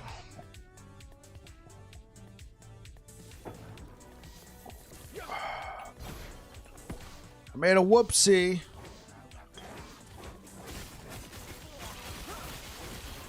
That item didn't look like an upgrade, and then it did, right? But a big hindrance for me, I had a hard time with empowered monos. Gonna give my personal opinions. I find monos really boring, like put me to sleep boring. Okay. That's fair.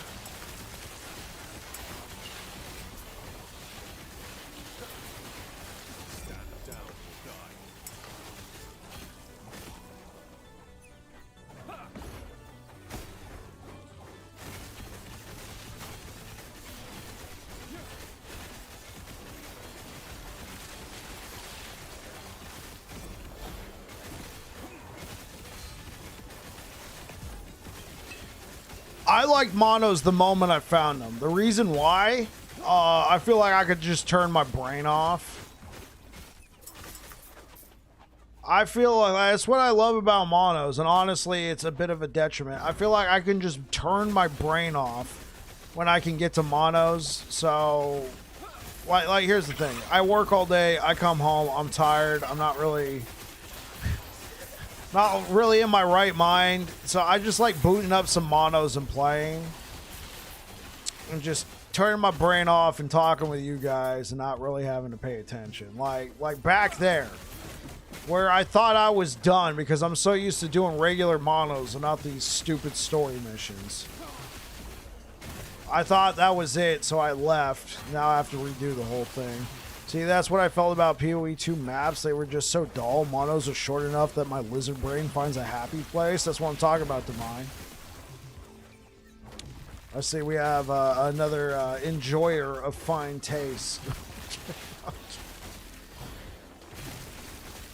I do hope, though, with the update with Woven Echoes, that Air Dragon, you're able to find monos interesting.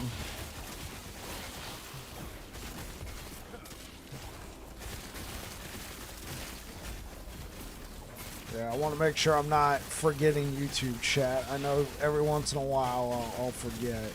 The killer is, and we're going to meme a little, But you have been ambushed to defeat the ambush. Got like 8 of those in a row, and it was pushing dark buttons in my mind. Yeah. Oh no, guys, it's another ambush. Yeah, I have been a little critical of that. You aren't running monos for the mono reward.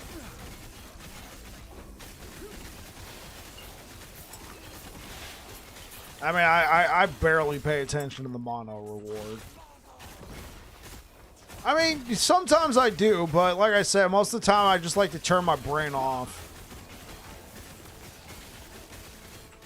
And just kill some stuff, talk with you guys.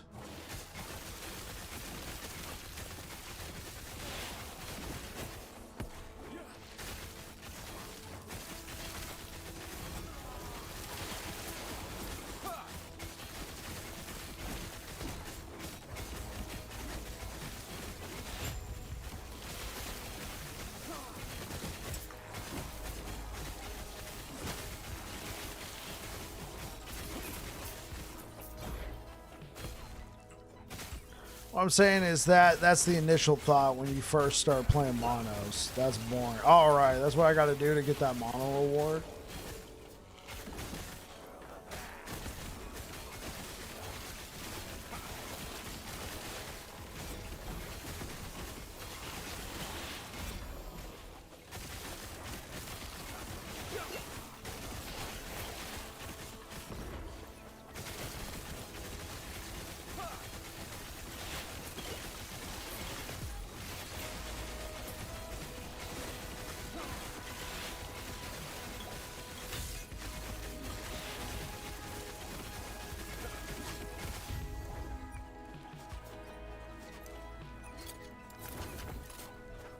Can I leave now? Is it safe?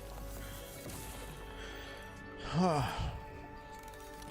right, let's go ahead and check and see what's going on. Thank you so much for the likes over on YouTube, guys. I really appreciate it. Thank you, thank you, thank you. All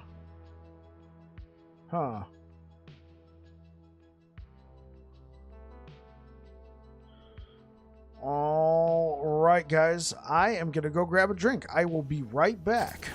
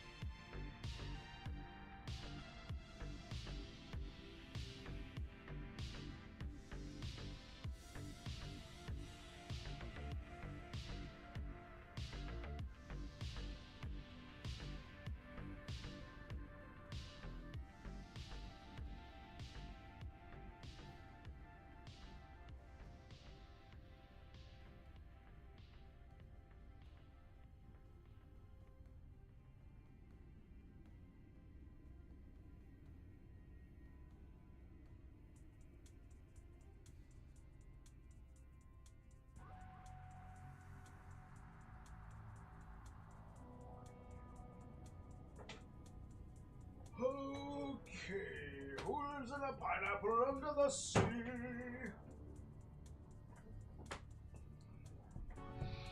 You always need a goal and upgrade you're looking for. Then you need a blessing you're upgraded, a boss that you're forming.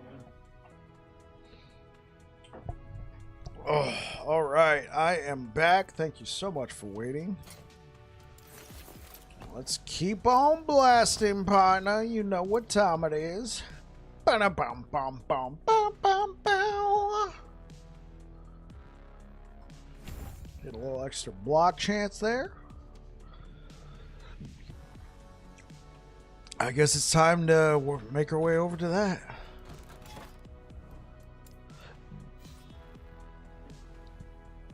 Oh, let's go fight Tweedledee and Tweedledum.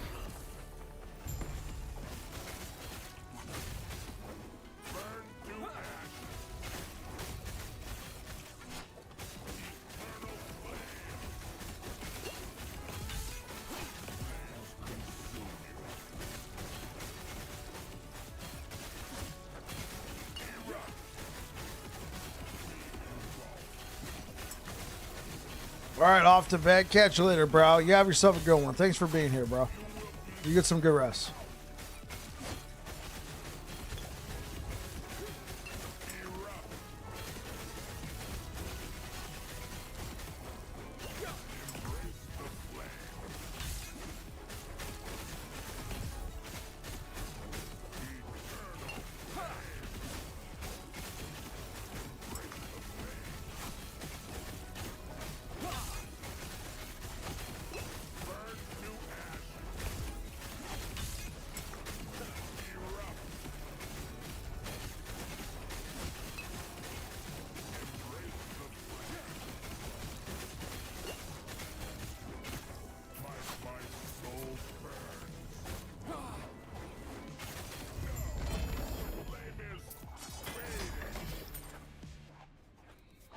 Hey, we got armor. Let's go.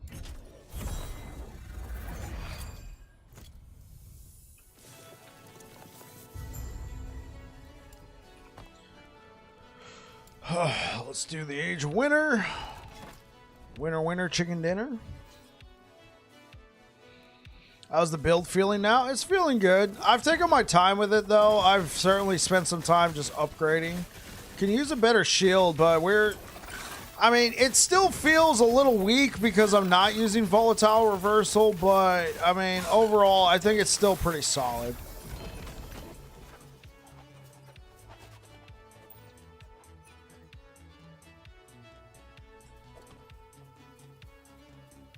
Well, I thought I grabbed that. Let's go.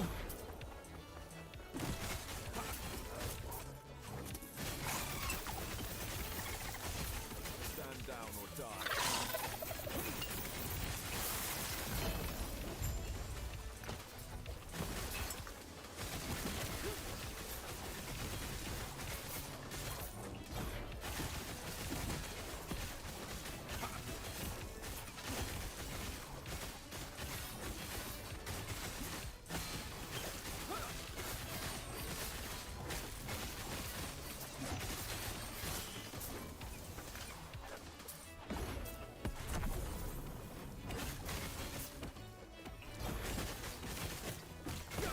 Stand down or die.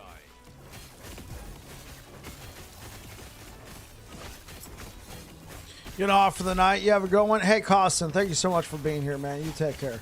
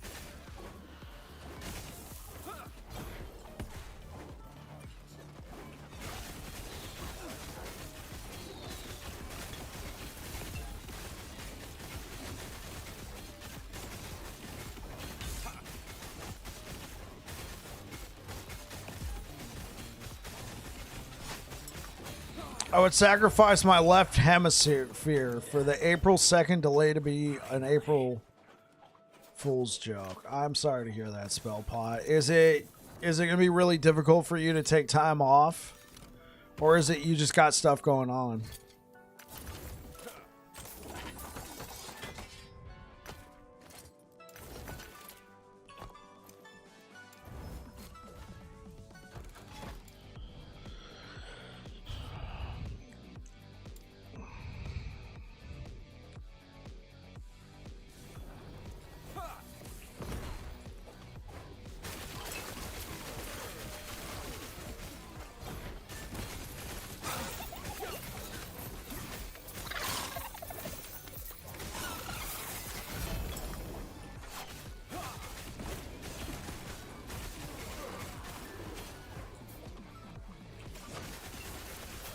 I plan time off accordingly. Yeah. Yeah, I did as well. I'm not going to be able to take off as much time. Luckily, work was accommodating, but I couldn't take as much time off.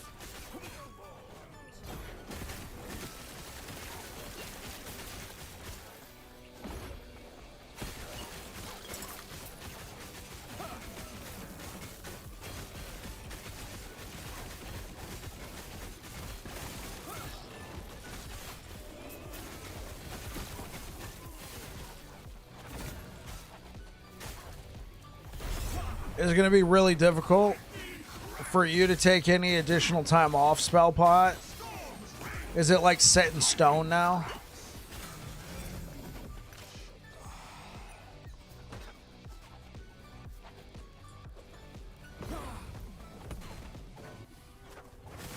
Stand down or die.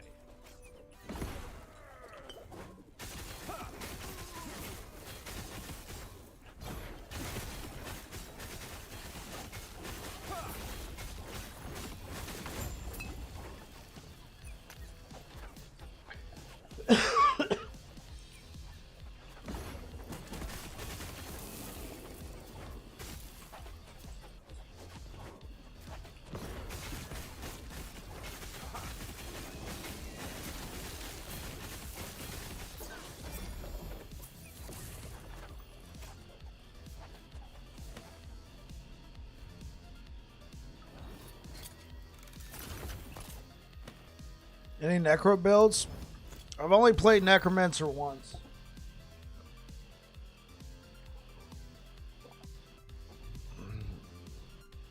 Hey, what's good? Is that the Sean?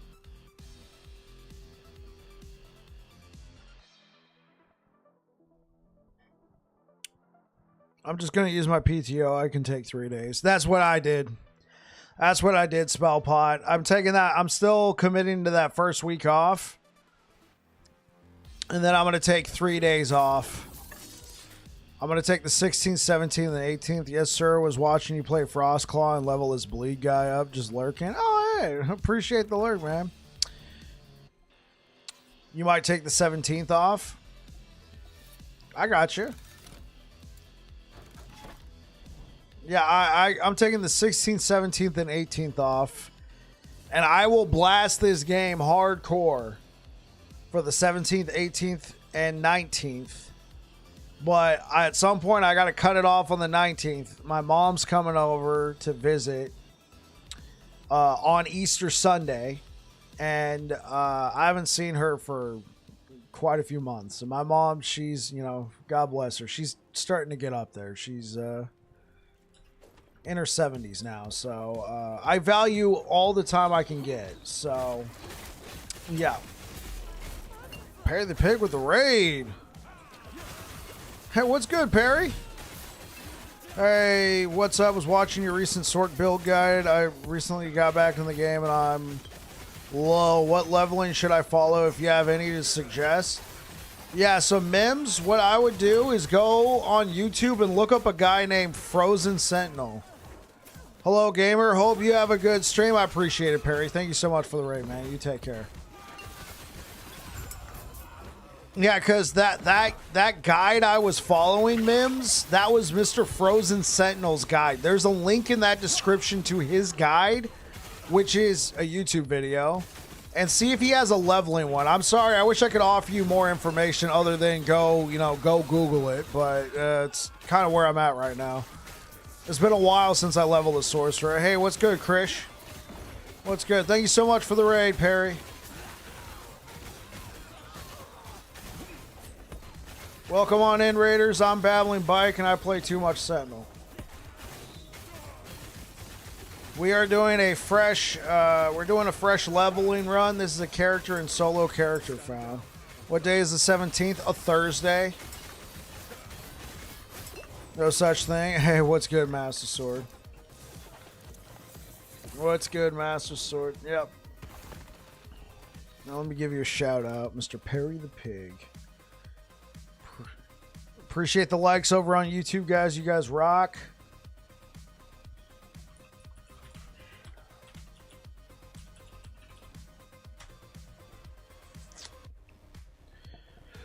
Appreciate the raid, brother.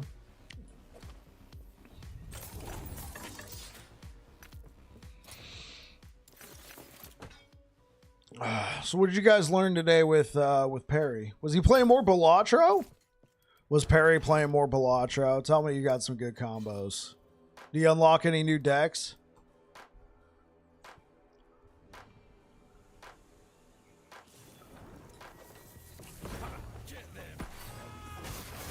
Oh yeah, I was saying, my bad. So this is a fresh Sentinel. We're leveling him without Volatile Reversal. This is Bleed Ignite Hammers.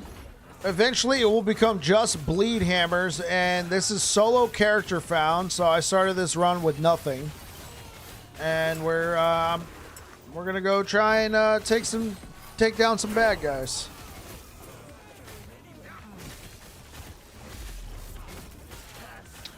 Kareem, thank you for subscribing over on YouTube.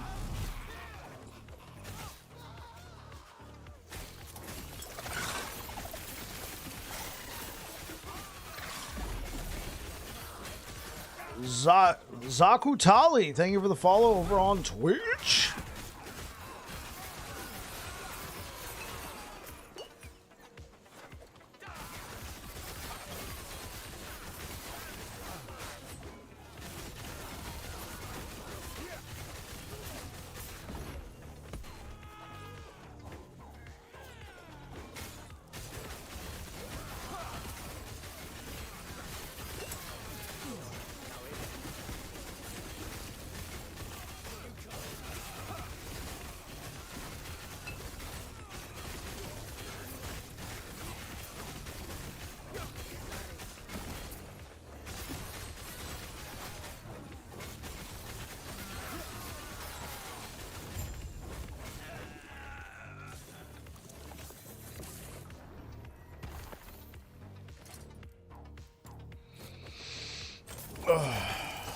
All right, yeah, I think we're gonna start working on this and get ourselves up to Blade Master.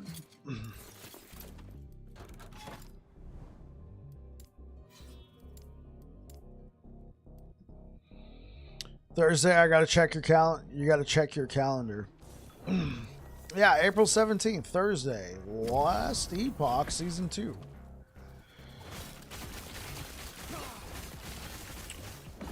Was a little disappointing, unfortunately, but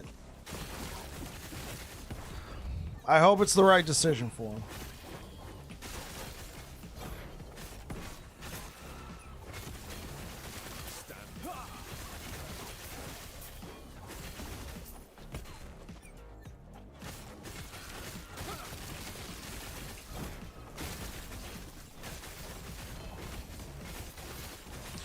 Gives more time for testing and dev work. Yeah, true. True. Maybe they can sneak in a couple extra things. Crab ring.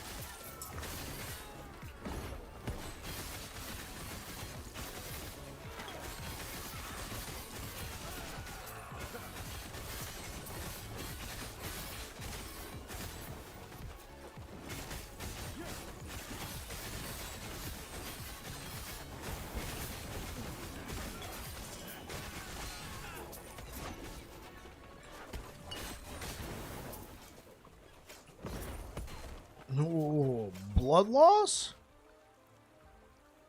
Oh. I'll leave it. I will leave it. Huh.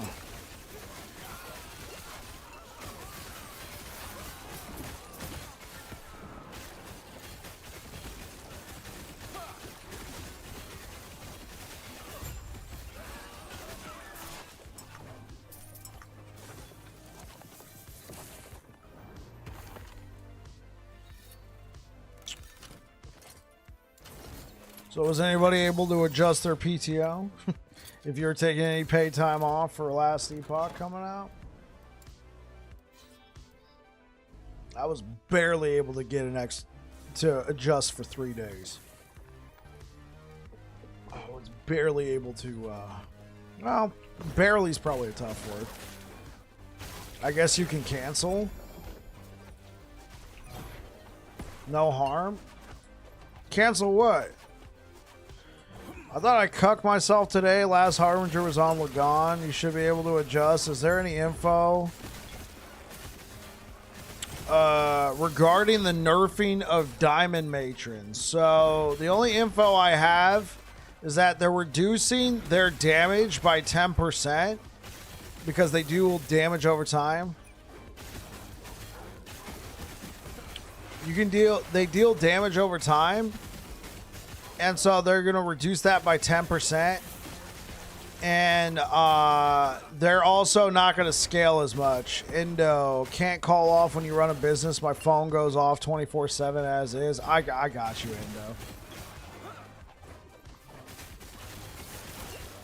Indo. Was that like a time that you're setting how Ignite going versus Bleed? So it's not Ignite versus Bleed. It's Ignite. Because you can spec into Ignite much sooner than Bleed, but then you can spec into both and then eventually just switch over to Bleed hammers. So right now I'm running both, but I'm getting to the point where I'm going to start saying goodbye to Ignite. Whoa, whoa, whoa. Eternal Gauntlets, thanks.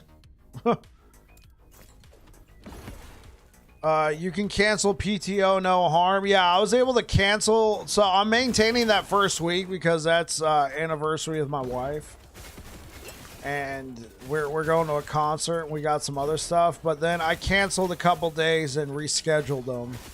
But I couldn't take any more time off. Oh, oh, thank you. Thank you. So, yeah, I'm going to be able to... I'm going to be there day one for launch. How many years now? Oh, this is going to be our fourth year.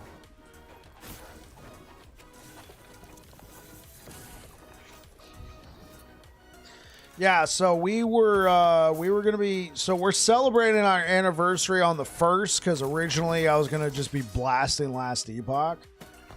But now we can actually go do something.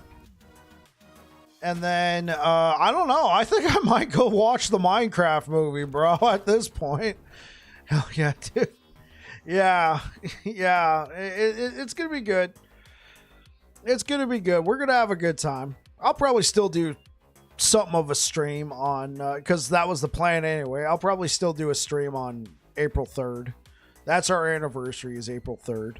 We got married April 3rd, 2021.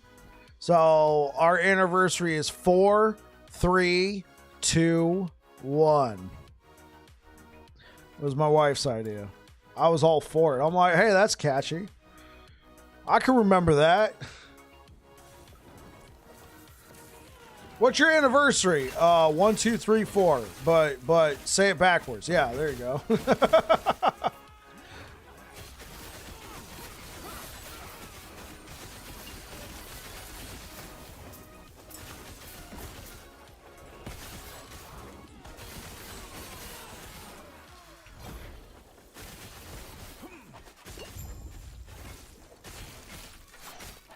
Yours is 8/20/21. Hey, we got married in the same year. That's what I'm talking about. 8/20/21.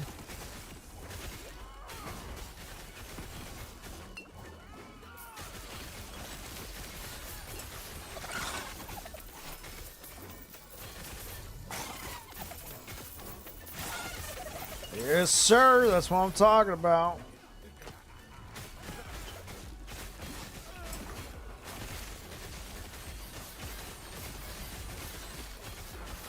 You were born 6/7/89? Oh, nice. Nice. That's what I'm talking about. I'm exactly 1 day. I'm exactly 1 year and 1 day older than you. I was born 6/6/88.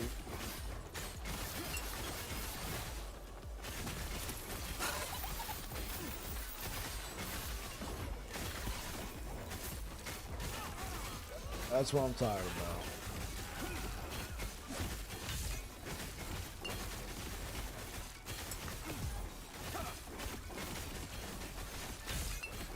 So what's funny about that? I turned 18 on 6/6/6. What's 18? 6 plus 6 plus 6 equals 18. Yeah, that's something I tell people. Hey, it really breaks the ice. Not. They're like, oh God, get away from me.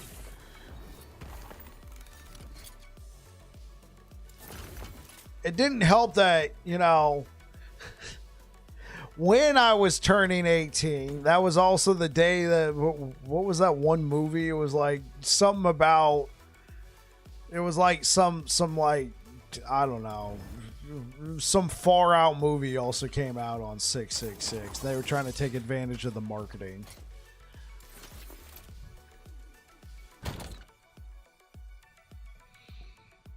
Thank you for the likes over on YouTube, guys. I appreciate it. Thank you, thank you, thank you.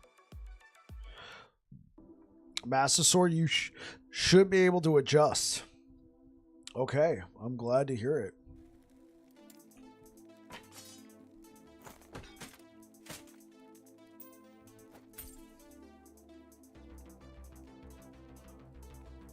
I'll just break this down. I think we got everything except necrotic, yeah. I think we're good in that regard.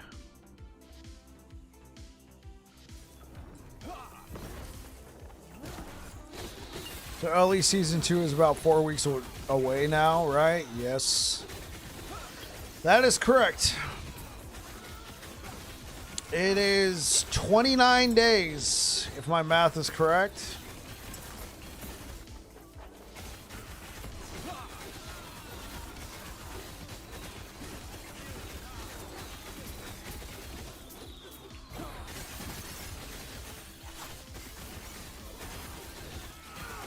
The delay after the delay. Hey, what's good, Dread? Hey, Dread, I was thinking about it all day. I'm like, Dread was right. They're making room for Minecraft.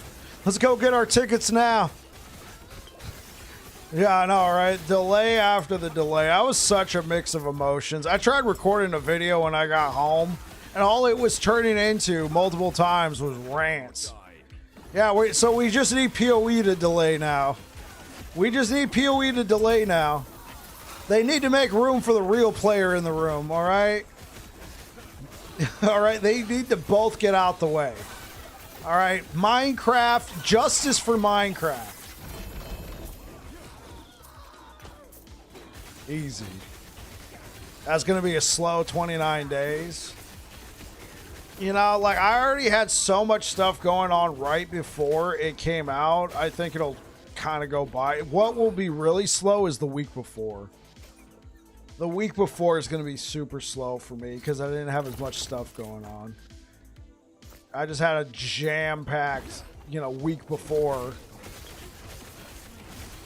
it was supposed to launch.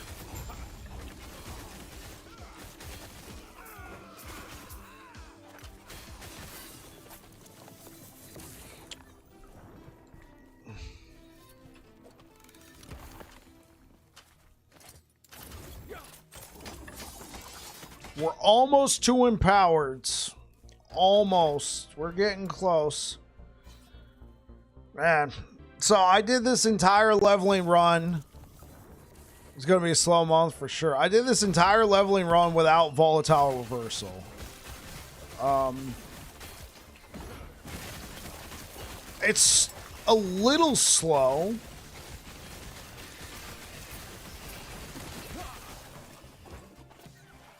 But I think it, like I feel confident about starting bleed hammers. going into season 2. Because I'm expecting the damage to be buffed in some way, and I'm not even using sigils right now. I always like to wait once I hit level 20 before I respec my skills.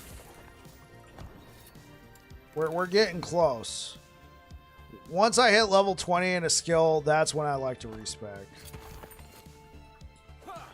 Maybe we can do some interesting challenges to keep us busy. Got any ideas? Yeah, what I'm doing right now. I got the idea from Dread. He's here in chat. His 0 to hero runs. Like, make a character in solo character found. And pick a build and level with it and see where it gets you. What am I doing? So you make a character, you select solo character found so you have no stash, and you take that character from beginning all the way to Harbingers.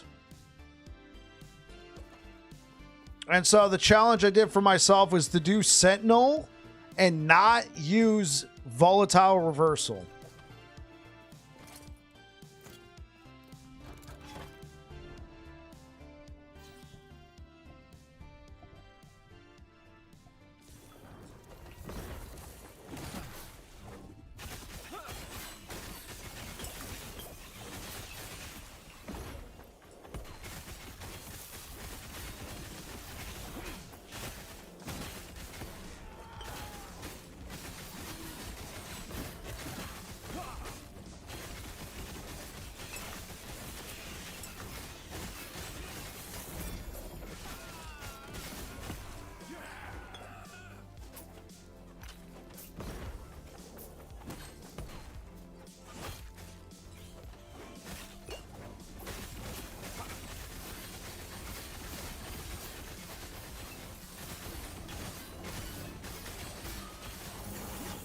There it is. There it is.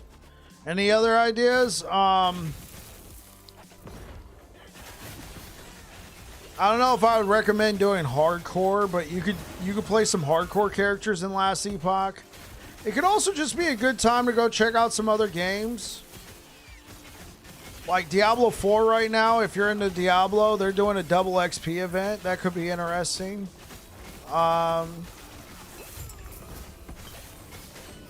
I know my friends would probably like it if I took a day or two to stream Monster Hunter Wilds so we can actually beat the game.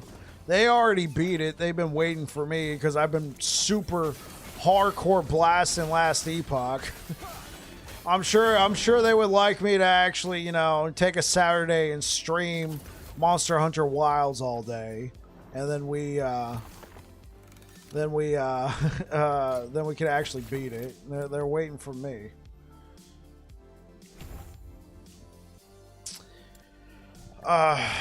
For me personally, I'm not going to be streaming this, but I'm running a 5th edition one shot on Saturday for my friends. So hey, go play some tabletop, go play some Dungeons and Dragons. You know, let me put one right there for a little bit of fire, and boom, there we go.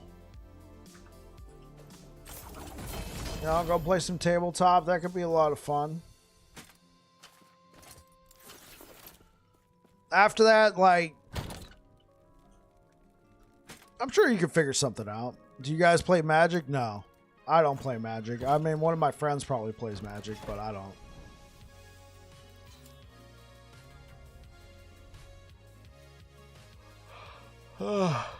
You see, I have been the resident dungeon master for all of our games, and essentially, when I decided to commit more to streaming, I ended my 3-year campaign. Hey, what's good, Sizzle? I ended my 3-year campaign, and I think that's the last time we all played Dungeons and Dragons. So, I'm gonna bust out a one shot on him. Sizzle asks, as a new player, what you say is just a fun build. I like caster builds. Yes, this is a hammered in. What's good, Sizzle? This is a fun build. Yeah, bleed hammers is a great build. What would I say? I love Sentinel. I play a lot of Sentinel. I play a lot of Sentinel. Hammers are pretty fun. I'm gonna be starting season 2 with a hammers build.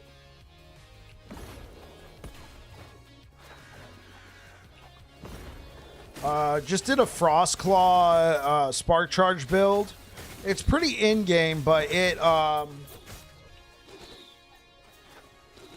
excuse me, my throat was getting kind of dry. Mims, thank you for the follow over on Twitch. Wait, did you also...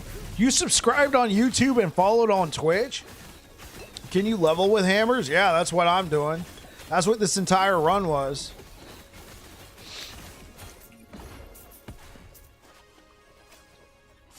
Yeah, the entire run was to try and create a leveling guide for people. Leveling with hammers.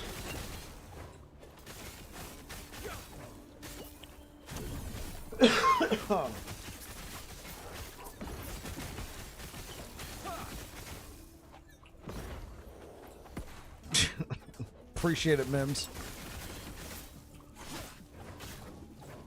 I haven't created this guide yet, but if you don't mind an in-game version, I can send you my in-game bleed hammers. I was getting a lot of questions for leveling guides, which I don't do a lot of leveling guides. You haven't even made your first character. Oh, I got you. I got you. Okay, so if you're looking for a leveling guide, I can send you a link to Maxroll. They have a lot of great leveling guides over there for Sentinel. You could also try out. You could also try out the different classes. You said you like casters. You can definitely check out like Sorcerer. Could be a lot of fun for you. If you like minions or just whatnot, you could check out Acolyte and play some Warlock. Warlock's pretty user friendly. Okay.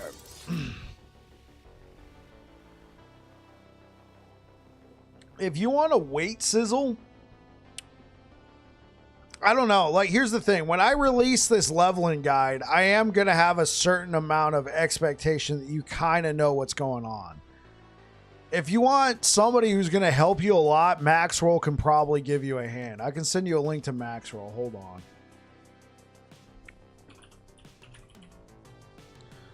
Let's go check out Maxroll. They got a last Epoch list. Let me grab that. When you get to the website, just click on build guides, and then they have like, you have Maxroll. Oh, okay, cool. Yeah, I do recommend, like, when I have newer players come in here, I recommend them. I also recommend over on YouTube. Here, let me link. Check this guy out over on YouTube. All right. Check out Dreadful over on YouTube. He's been doing a lot of leveling builds. And he creates really in-depth videos. He's like, I think he's done like 20 leveling guides. So if you like a good video format, Dreadful is like the way to go. And then he'll have links to planners and stuff if you're interested. Yeah.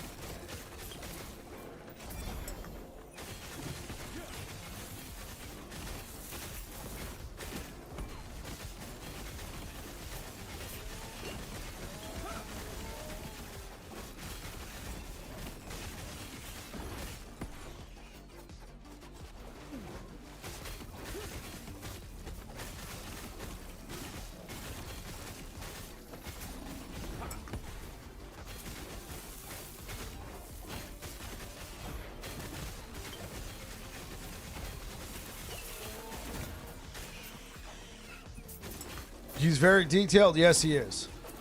Especially after you've done it for 20 times. Yeah. Yeah, Dreadful is very detailed.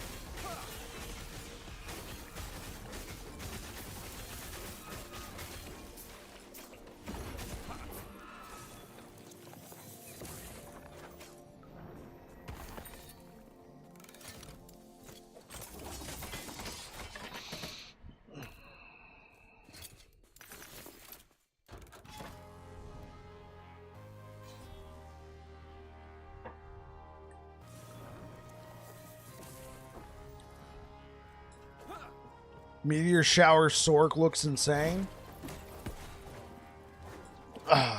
Sorcerer can be a lot of fun.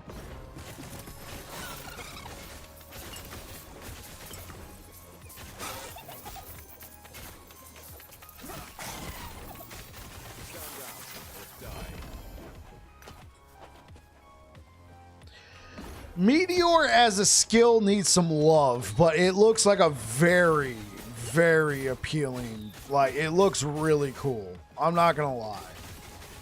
But I do think the skill itself can use some love. I leveled a Meteor Sorcerer once. What I ended up doing, though, was just using Fireball the whole time. And then every once in a while cast a Meteor, and then all my mana went out the window, so...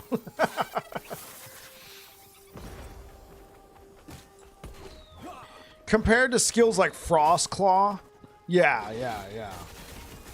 Compared to skills like Frost Claw, like, it's, yeah, it's a bit mediocre.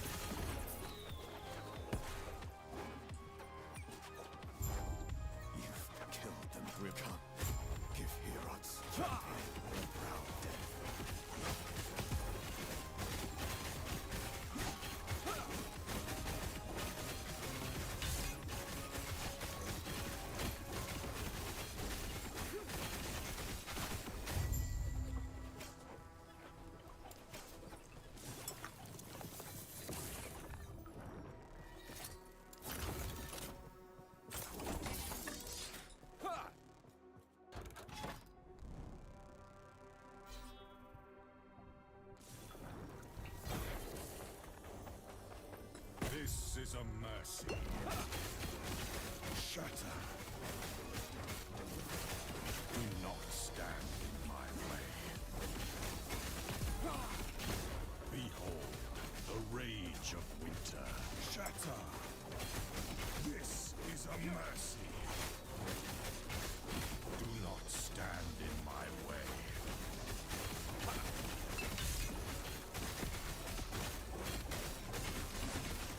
Shatter.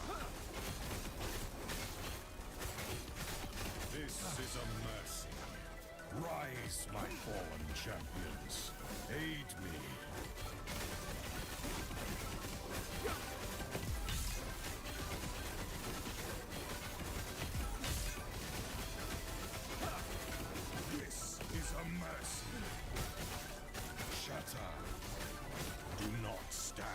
my way.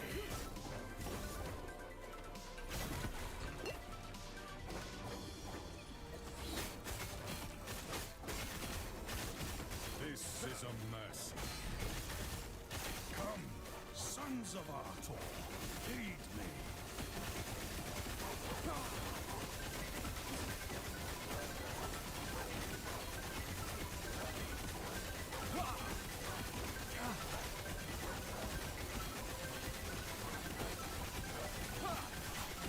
This is a mercy. Shatter. Do not stand in my way.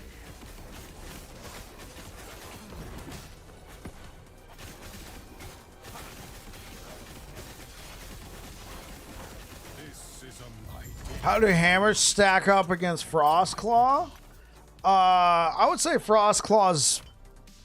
Here's the thing. Frostclaw, if you've ever played like Dungeons and Dragons or anything, you could spec it to be like magic missile. It can seek out enemies and attack them. All you got to do is click the button.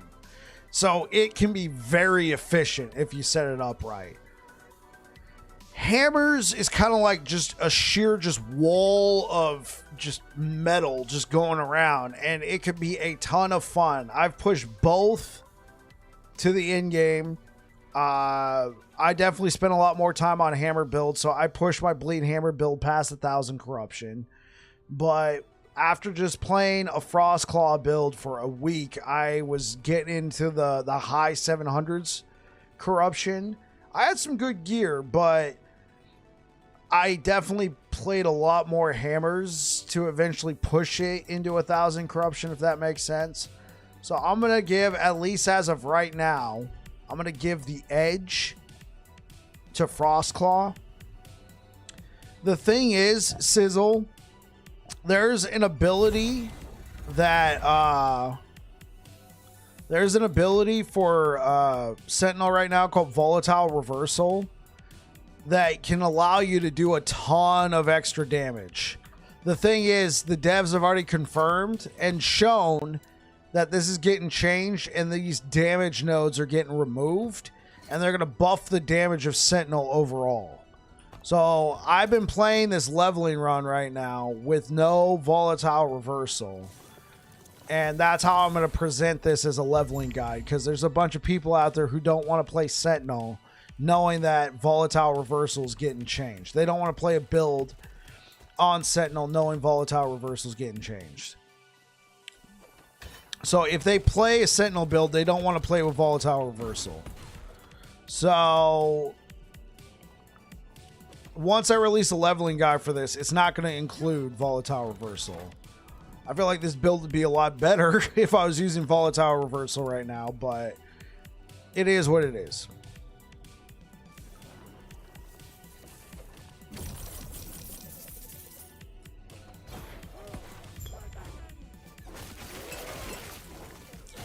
You're going to make the sorcerer for now? Absolutely, Sizzle.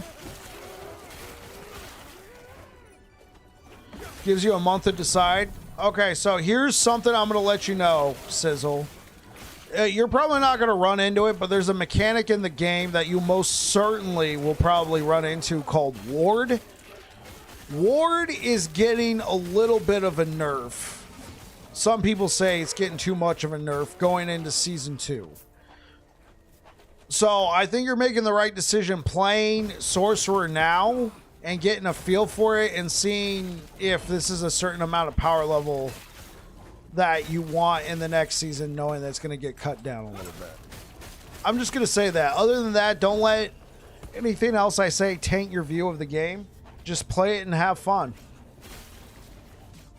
Stop by if you got any questions and I'll help you out the best I can.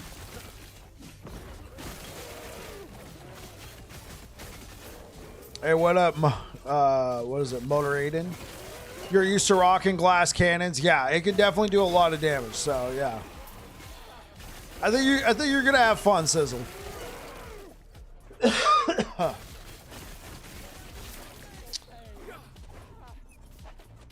Is it Motor Adrian? Yeah, I think I'm saying that right. Can't wait for the new season on LE. Love your content. Keep up the good work. I appreciate it, Motor.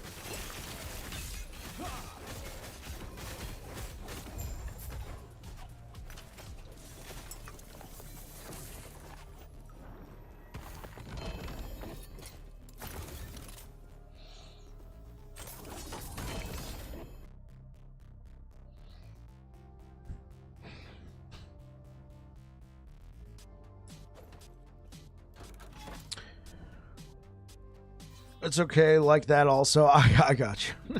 I'll be right back, guys.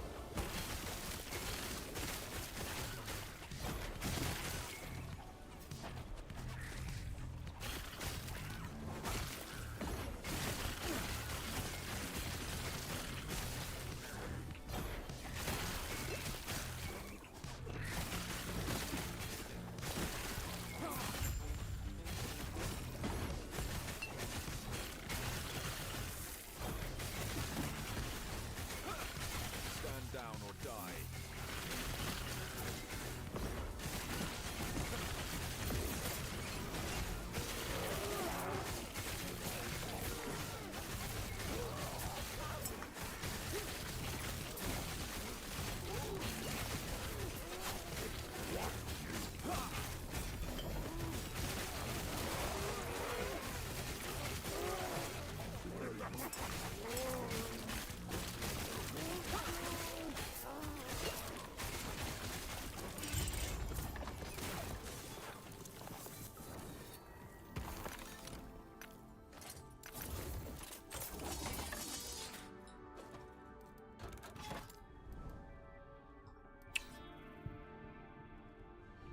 One more question. Of course, Sizzle. I got you. I got you. What would you like to know?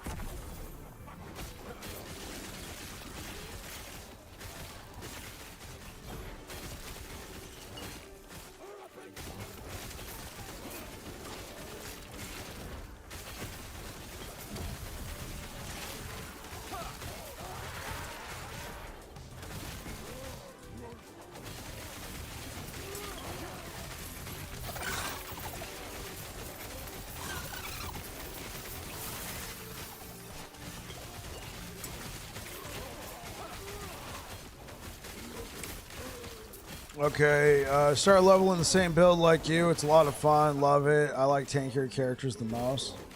Absolutely. Should I level Glacier? Is there a more fun skill to level with? Glacier will get the job done. It's going to be very efficient. I mean, you could try out Fireball. I feel like Fireball doesn't scale that well. At first, it feels pretty fun, and then eventually you get to a point where it's just like a pea shooter. But you could probably get away with doing Fireball for right now. Yeah, you can you can try out a couple different things. See what you like. Respecking in this game is very easy.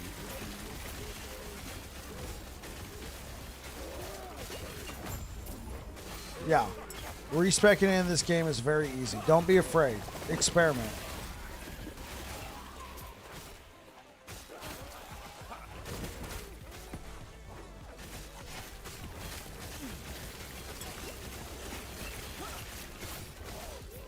I come from the land of Diablo 2. Oh, God, yeah. No, you like what? You couldn't respec, and then in Diablo 2, whatchamacallit, they introduced... Diablo 2 Reborn, they introduced like you got like one respec, so make it count.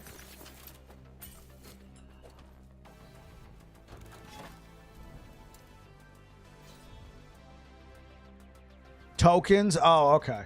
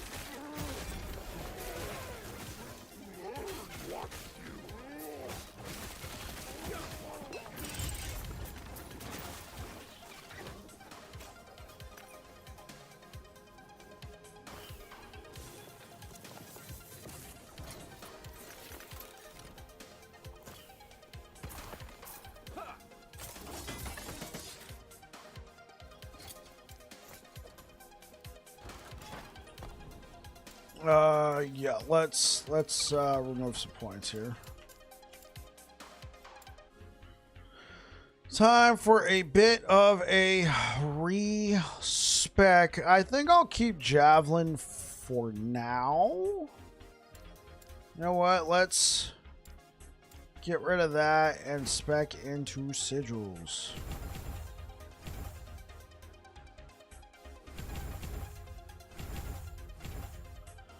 There we go.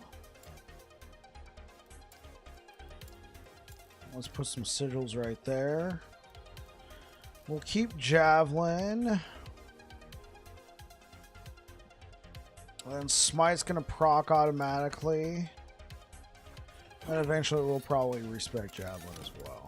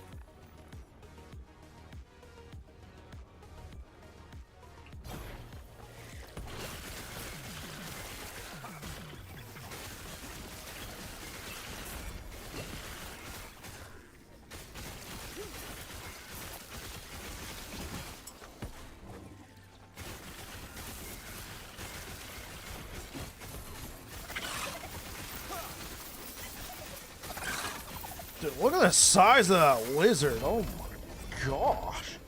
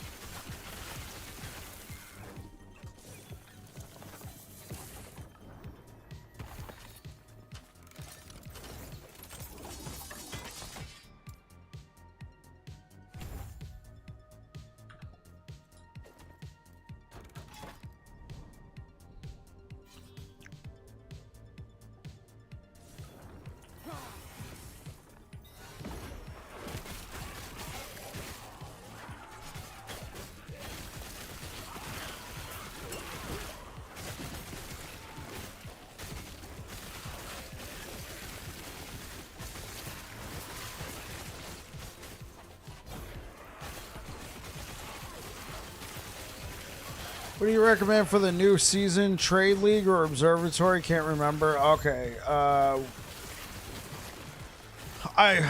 was gonna be making a video on this and it was gonna go live tomorrow, but no, obviously we had everything change. We had the season delayed. So what I would recommend, I've played a ton of Circle of Fortune. I'm a big Circle of Fortune guy. I really enjoy Circle of Fortune. But I've played both. Trade can be very strong, especially when there's a lot of people playing, which it looks like there will be. So trade could be interesting, but if you like playing solo account, like solo character found, if you like playing in Legacy, I mean, I guess there's not. I guess you could play Merchant's Guild in Legacy as well, but really depends. If you want to play offline, you have to play Circle of Fortune. You can't do trade in offline mode. Never played trade. It is interesting. The main thing I have with trade, it forces you to know what the top meta builds are so you can look for those pieces of gear and sell them. If you like the wheeling and dealing and like realizing you got something good on your hand and knowing how to sell it just right, trade can be a lot of fun, especially if, you know, you get the, it can make loot drops exciting to an extent. I mean, Circle of Fortune can do the same thing. And in my opinion, it's a little bit more exciting because, I mean, hey, I found something. That's probably what I'm looking for. But at the same time, it can be very exciting to find something that you know you can sell for a mint and then go buy what you're looking for. Pieces of gear with good rolls. Hey, what's good, Dunder Slumber? What about pieces of gear with good rolls?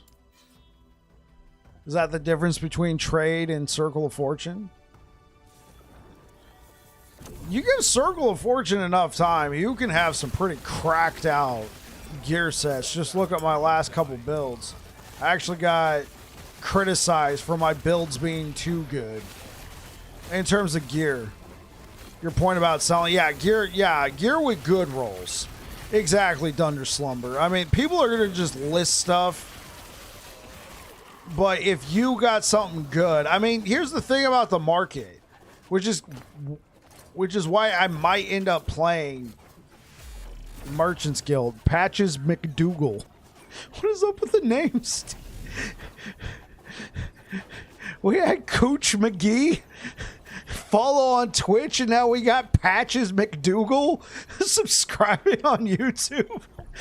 Patches, thank you for subscribing on YouTube. But selling a high level arena with 1 LP that don't have time for 1 LP, they want 2+. Right, that's true. The thing is, I don't know what trade's going to be like next season with the introduction of those new runes, right? You can shuffle the tiers on an item. You can like, oh, hey, look, I got this tier 7 fire resistance. Oh, not anymore. It's now got T7 intelligence. Like, are people just going to be selling T7s expensive or what?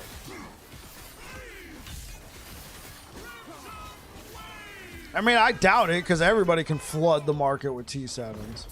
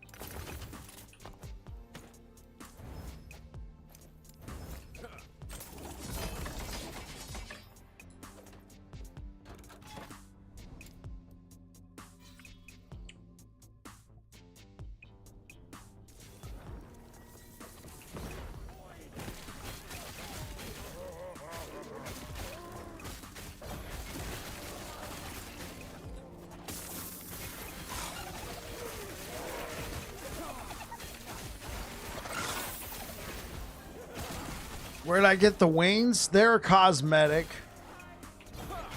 It's a supporter pack.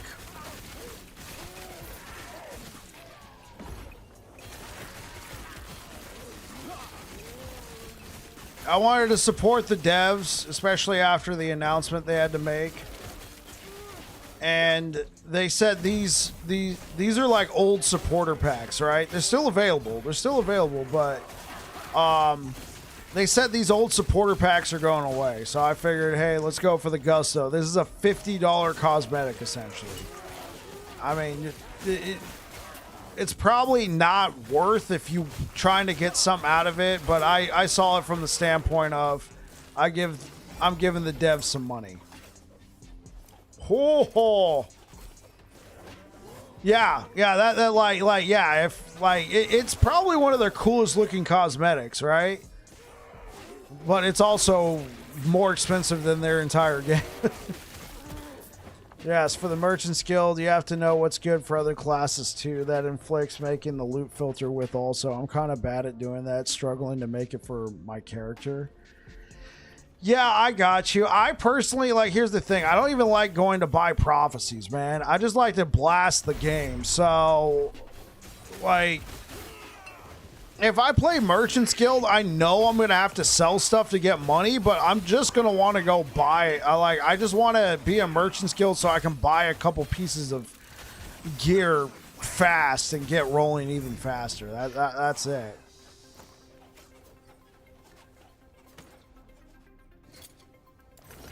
Okay, let's look at this. Holy, I got a T7 hybrid health. Oh my god.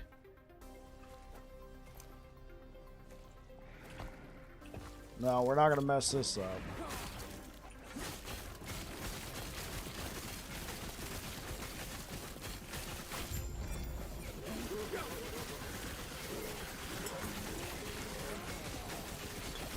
Merc Guild wouldn't give you that? Yeah, true.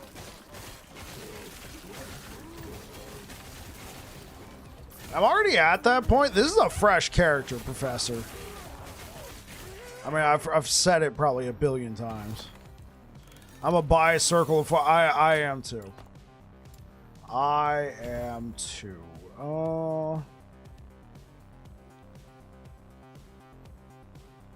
Okay, I think we'll put our last point right there. So we got that. Let's grab that, and then we could put point. Yeah. Yeah, so if you guys really like your Sentinel builds, thanks for YouTube content. Nish, you're so very welcome. So if you guys are interested in supporter packs, so they do have a cosmetic store. The thing about the supporter packs, when you buy a supporter pack, you'll also get these last Epoch points, which you can use in the store. So all of the supporter packs, even this one right here, the $20 one, gives you 150 Epoch points. That's roughly around $15. They don't do the, you know, you buy $10 worth and you get extra. It's literally 10 points per dollar.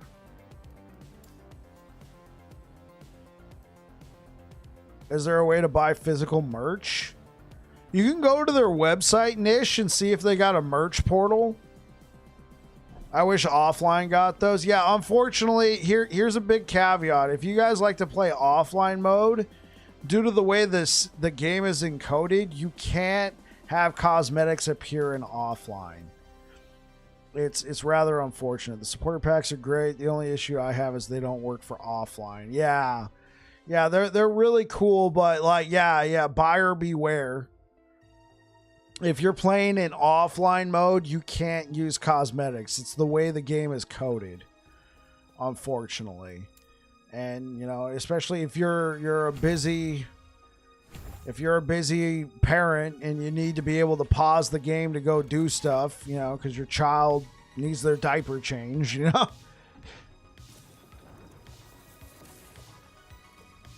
Yeah, it's the way the game is coded. They use the online service to authenticate your purchase.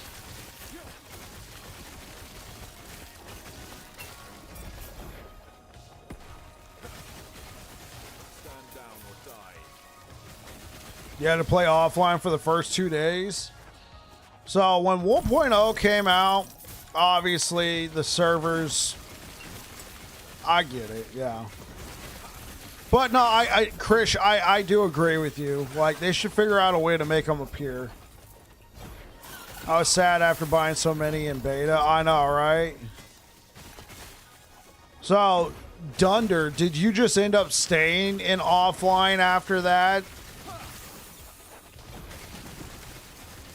Because, like, I agree. Like, these should be available in offline.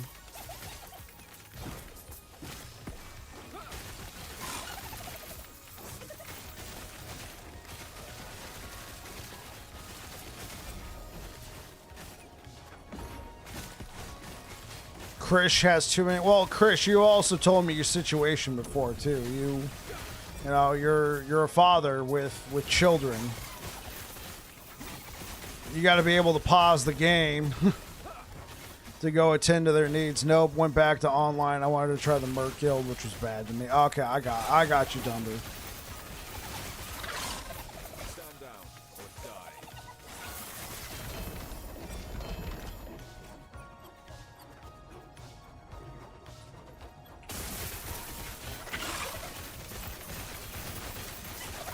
Online is cool, but I don't find myself grouping up ever. I don't really group up too much either.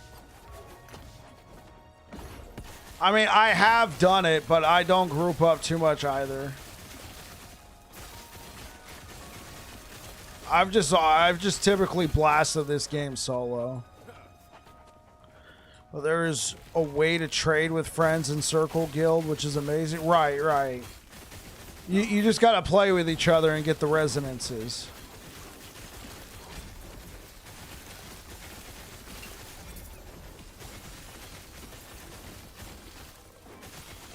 It's a cool system to prevent it from being abused.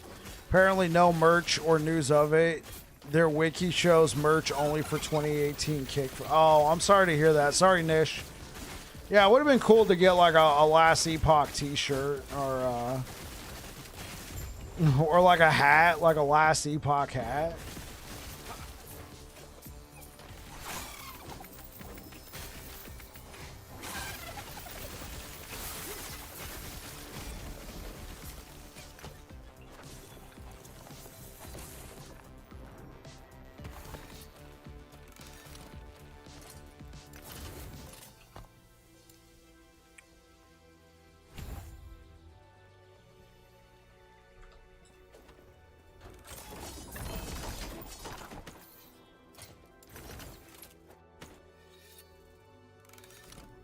Oh, there we go.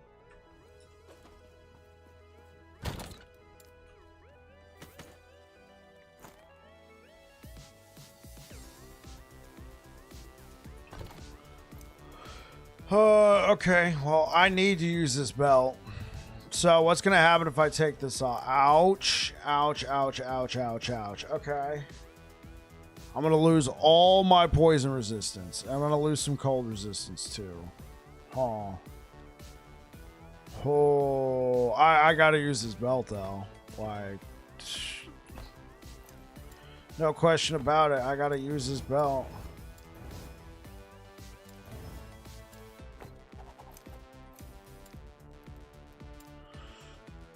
Okay, so let's put on war. And then let's seal it.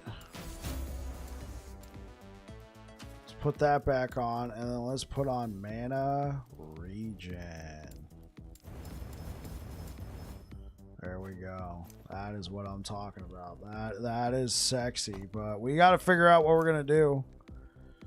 I can live without the cold resistance, but the poison resistance is gonna suck. What about my shield?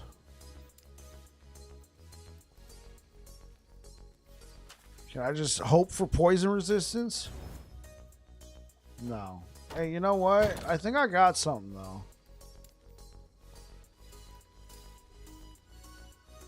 Just don't get hit. On the dev stream, they stated they were working on a merch store, no ETA. The trading is great. Play with friends, get to trade with them. Perfect solution. They have a lot of ingenious ways of dealing with common ARPG roadblocks. Of course, I get an ad during your response. Oh, I'm sorry, Dunder. I apologize, Dunder.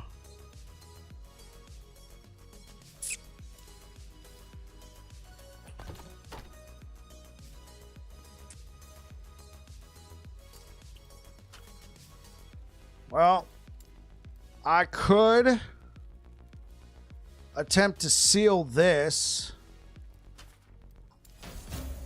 and then put on some poison resistance. There we go.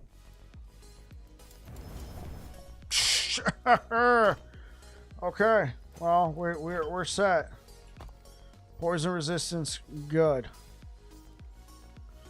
Do I have any cold resistance?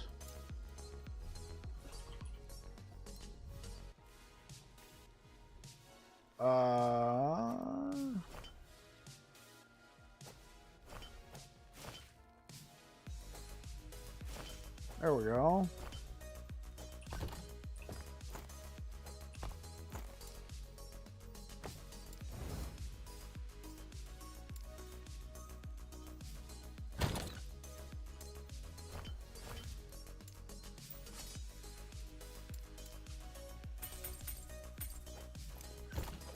What are your thoughts on Cycle 2 delay? I mean, bittersweet. Have you done a Black Blade of Chaos build? Yes, Nish, I have. I did a Black Blade Rive build. Here, let me pull it up for you. Yeah, so on the delay, my thoughts are bittersweet. Thank you so much for the likes over on YouTube.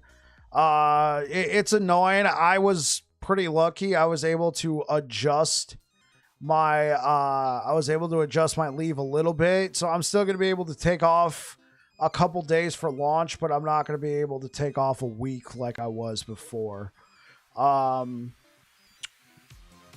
I understand why they made this trade. Well, not trade. I understand why they made this, why they delayed it. I just want this to be the last delay. You know, they have delayed. They have delayed a lot.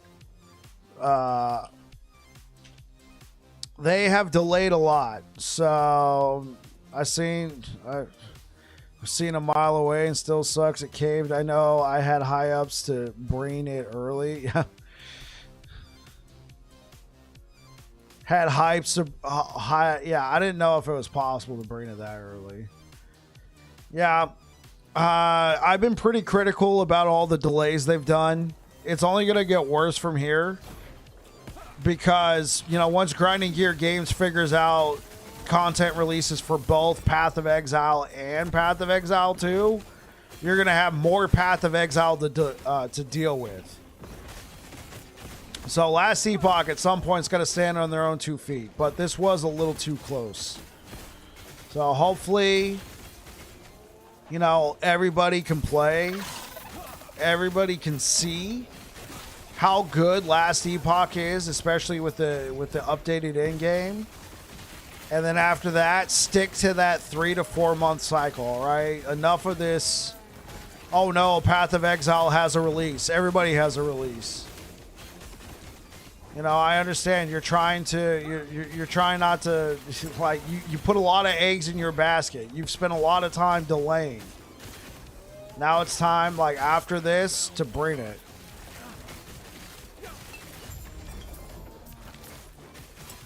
Last Epoch was getting steady Twitch. Yeah, because a lot of people were over here practicing.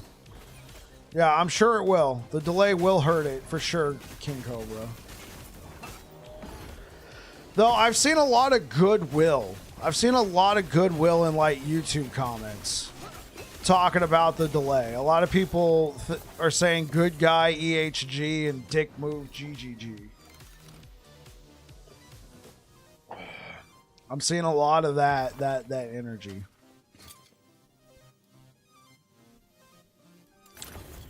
Yeah, a lot of people are saying, oh, look, EHG's now turning around and doing the same thing to Torchlight Infinite. I mean, April was so freaking packed.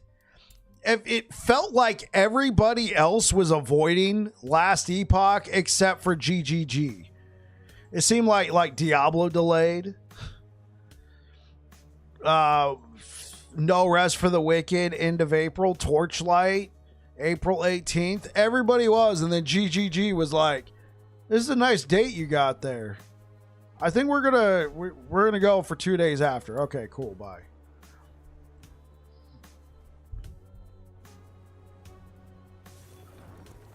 Titan Quest 2. And you know what? They should just, Titan Quest 2 should just enter early access, like, permanently. I know they're, like, doing a demo or whatever now. Just enter early access on April 15th. And then Grim Dawn 2 should launch their next expansion on April 22nd. And then, yeah.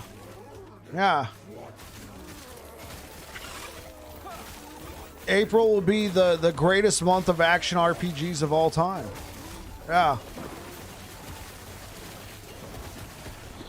LOL, no. I mean, I'm bringing that energy.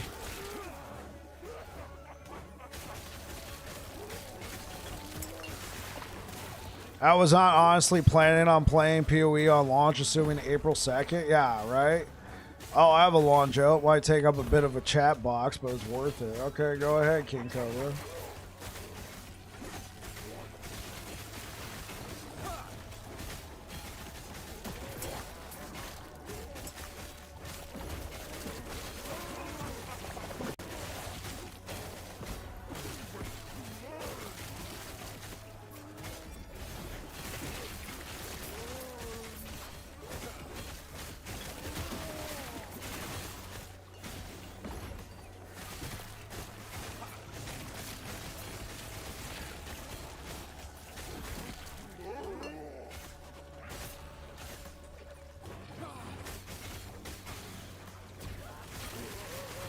A philosopher, a mathematician, and an idiot all die in a car crash.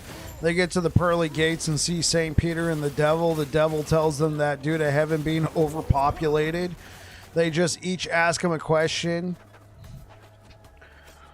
Okay. Where is this going?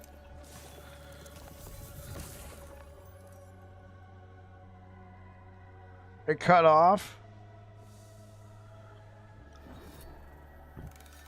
Ask him a question. If he gets it right, they go to hell. But if they get it wrong, they get into heaven. The philosopher goes first and asks for a comprehensive report on Socrates' teachings.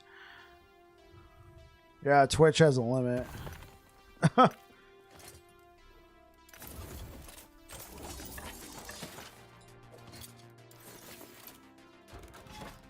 Okay, here we go, guys. I'm way up past my bedtime, but I'm committing to this. I'm committing to reaching Empowered's tonight, and then ending it. We shall see.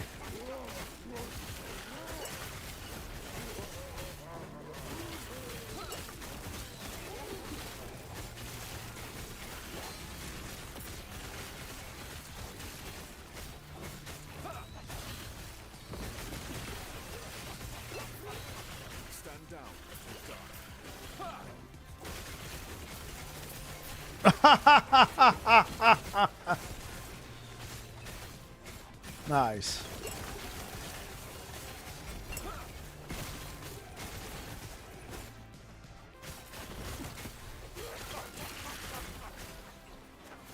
Nice.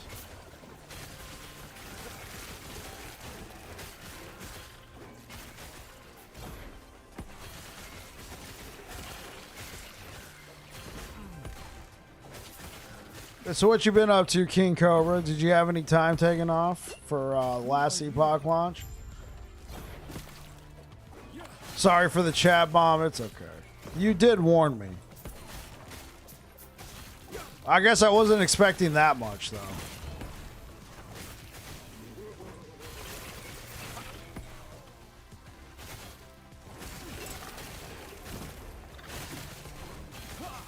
Oh, it's all the way out over here. Yeah, you know what? Screw it. Let's just explore the entire map.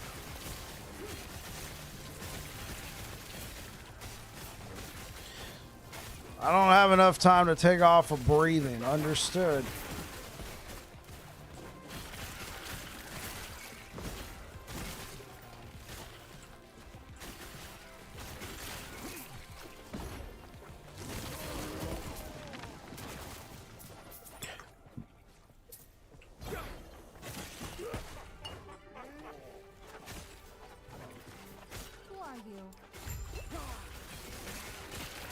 But on principle, I'm not playing PoE 2 until May. Yeah.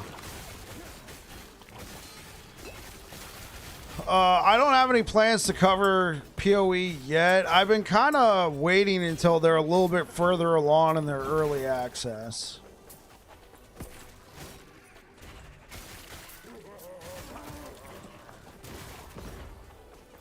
Who are you? Take care. Gods.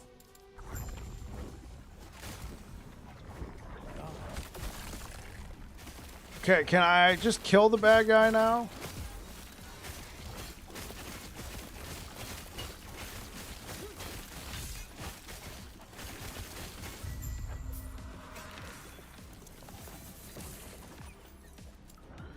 Man, super excited for Black Sword. Gonna try it on both Sentinel and Rogue. Yeah, yeah, it's a really cool item.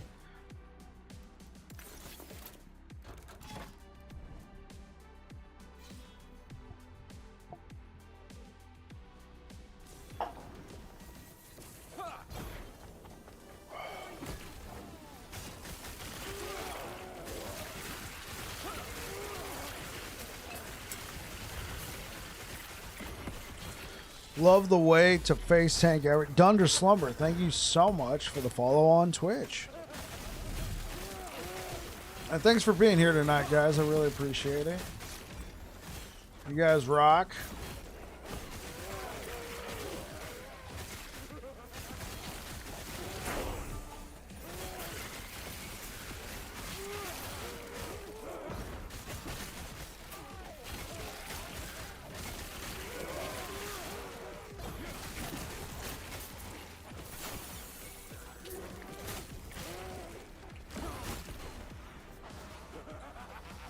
Dunder Slumber with the prime time. Thank you so much.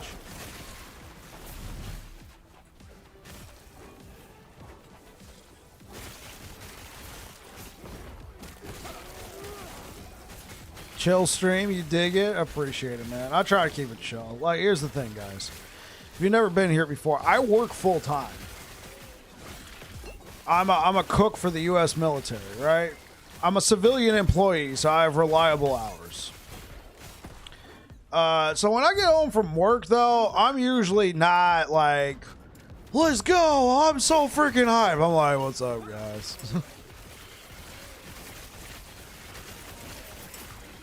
I just want to chill, blast some monos, and chat with you guys.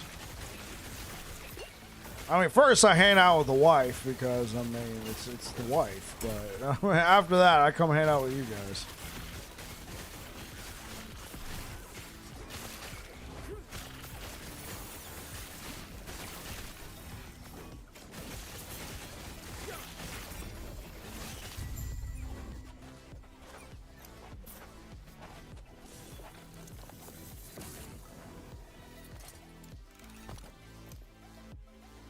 Oh, I might have to save that. Holy moly. Like, okay, I get it. I got a T7 here, but this, oh my gosh, this is, oh my word. This is incredible.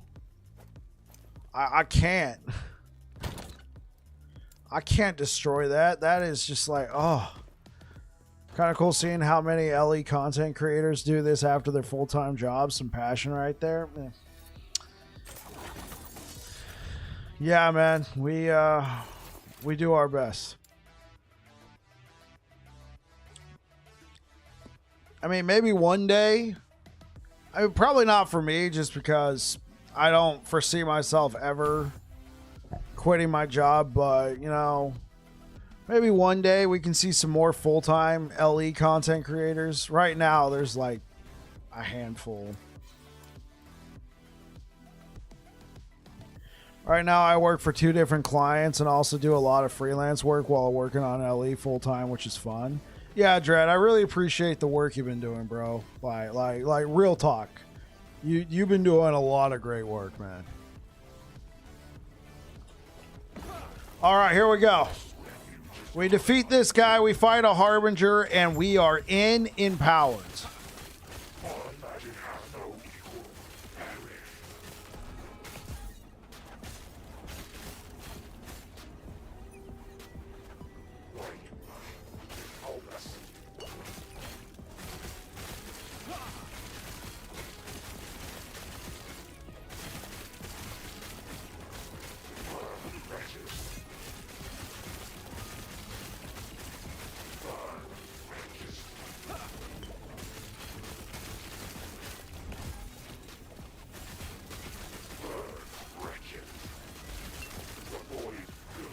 Yes, that is the same Dread who does the 0 to heroes.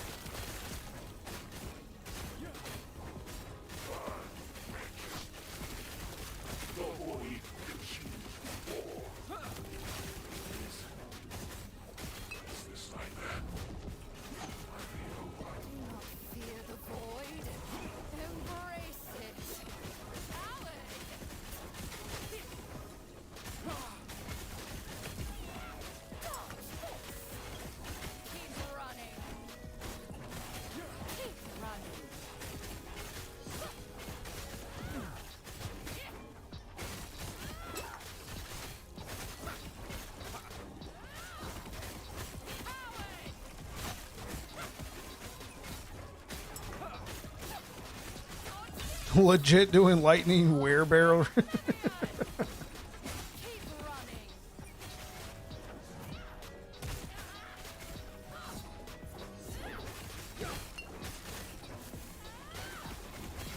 You have a build link for this character?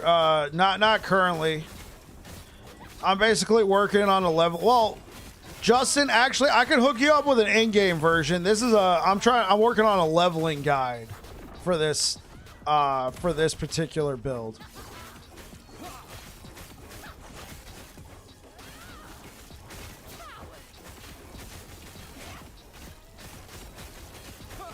So if you don't mind like an in-game level 100 version, I'll send you that.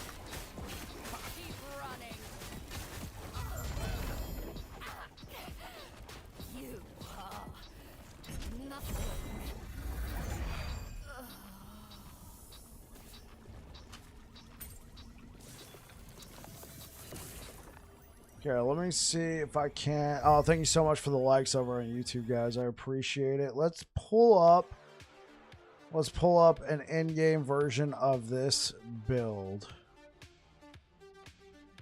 So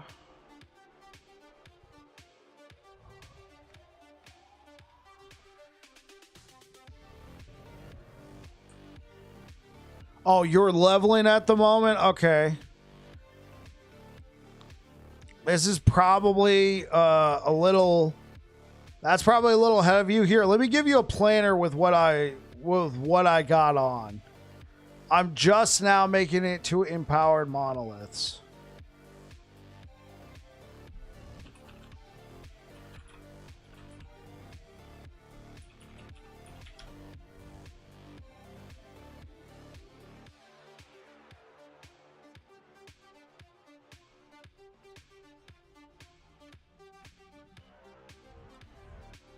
Okay, this is what I'm currently wearing.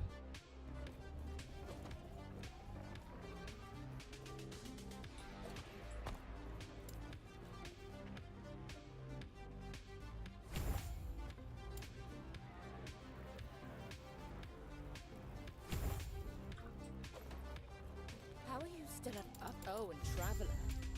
You'll need to fight them in empowered timelines. I hope to see you back here soon.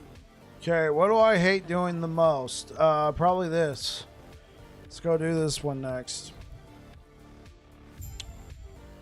You're very welcome, Justin. All right, let's go test it.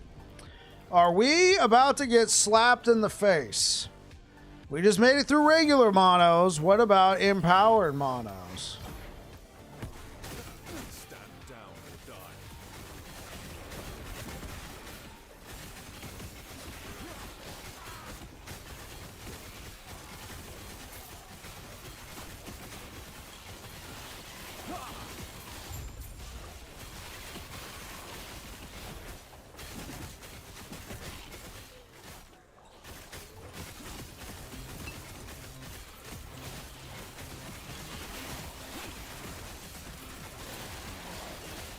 down or die.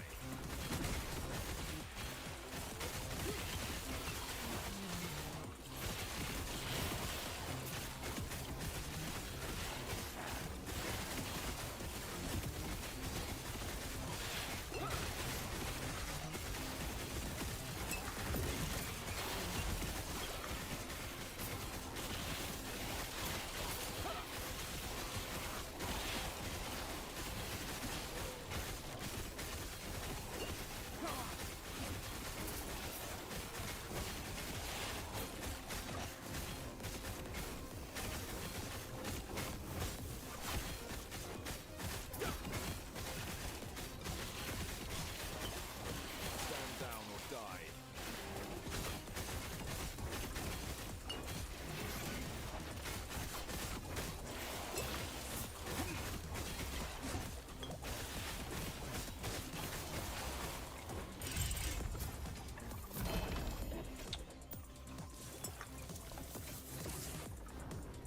Okay. I think it's coming together. What we really need now is a much better axe. Honestly, at this point, I'm just going to adjust my loop filter. I need anything with T7 bleed. Any axe with T7 bleed. Not T7, T6. Make it T6, and we're going to remove the subtype. We're just looking for one-handed axes with T6 bleed. I'll take whatever I can get my hands on right now. I know I can just go run some prophecies. We could probably do that tomorrow. At least, I need to find at least a new axe. And I could craft T5 bleed on there. It's something, right?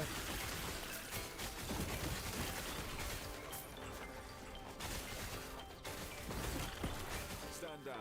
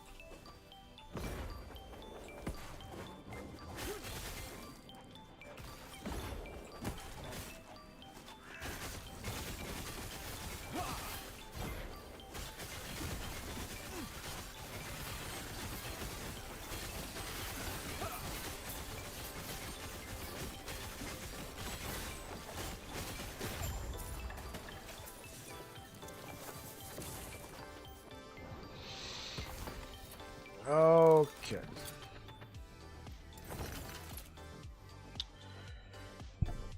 Thank you so much for the likes over on YouTube, guys.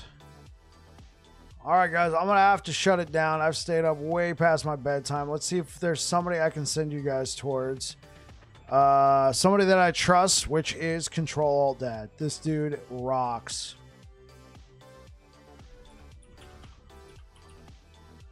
Control Alt Dad is the truth, man.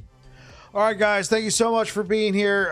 If you're over here on Twitch, I'm going to send you guys over towards Control Alt Dad. I will be back again tomorrow. We are in Empowered Monoliths. Thank you so much for being here. Shout out to Mr. Perry the Pig for the raid. It's been a pleasure getting to meet some of you guys. Thank you so much for the hype train earlier. You guys rock. Thank you, thank you, thank you. Here's to the future, guys. Peace out. All right, YouTube, thank you so much for being here, guys. I really appreciate all the support. You guys rock. We'll be getting in some more. We'll be streaming some more tomorrow. You guys take care, all right? Peace.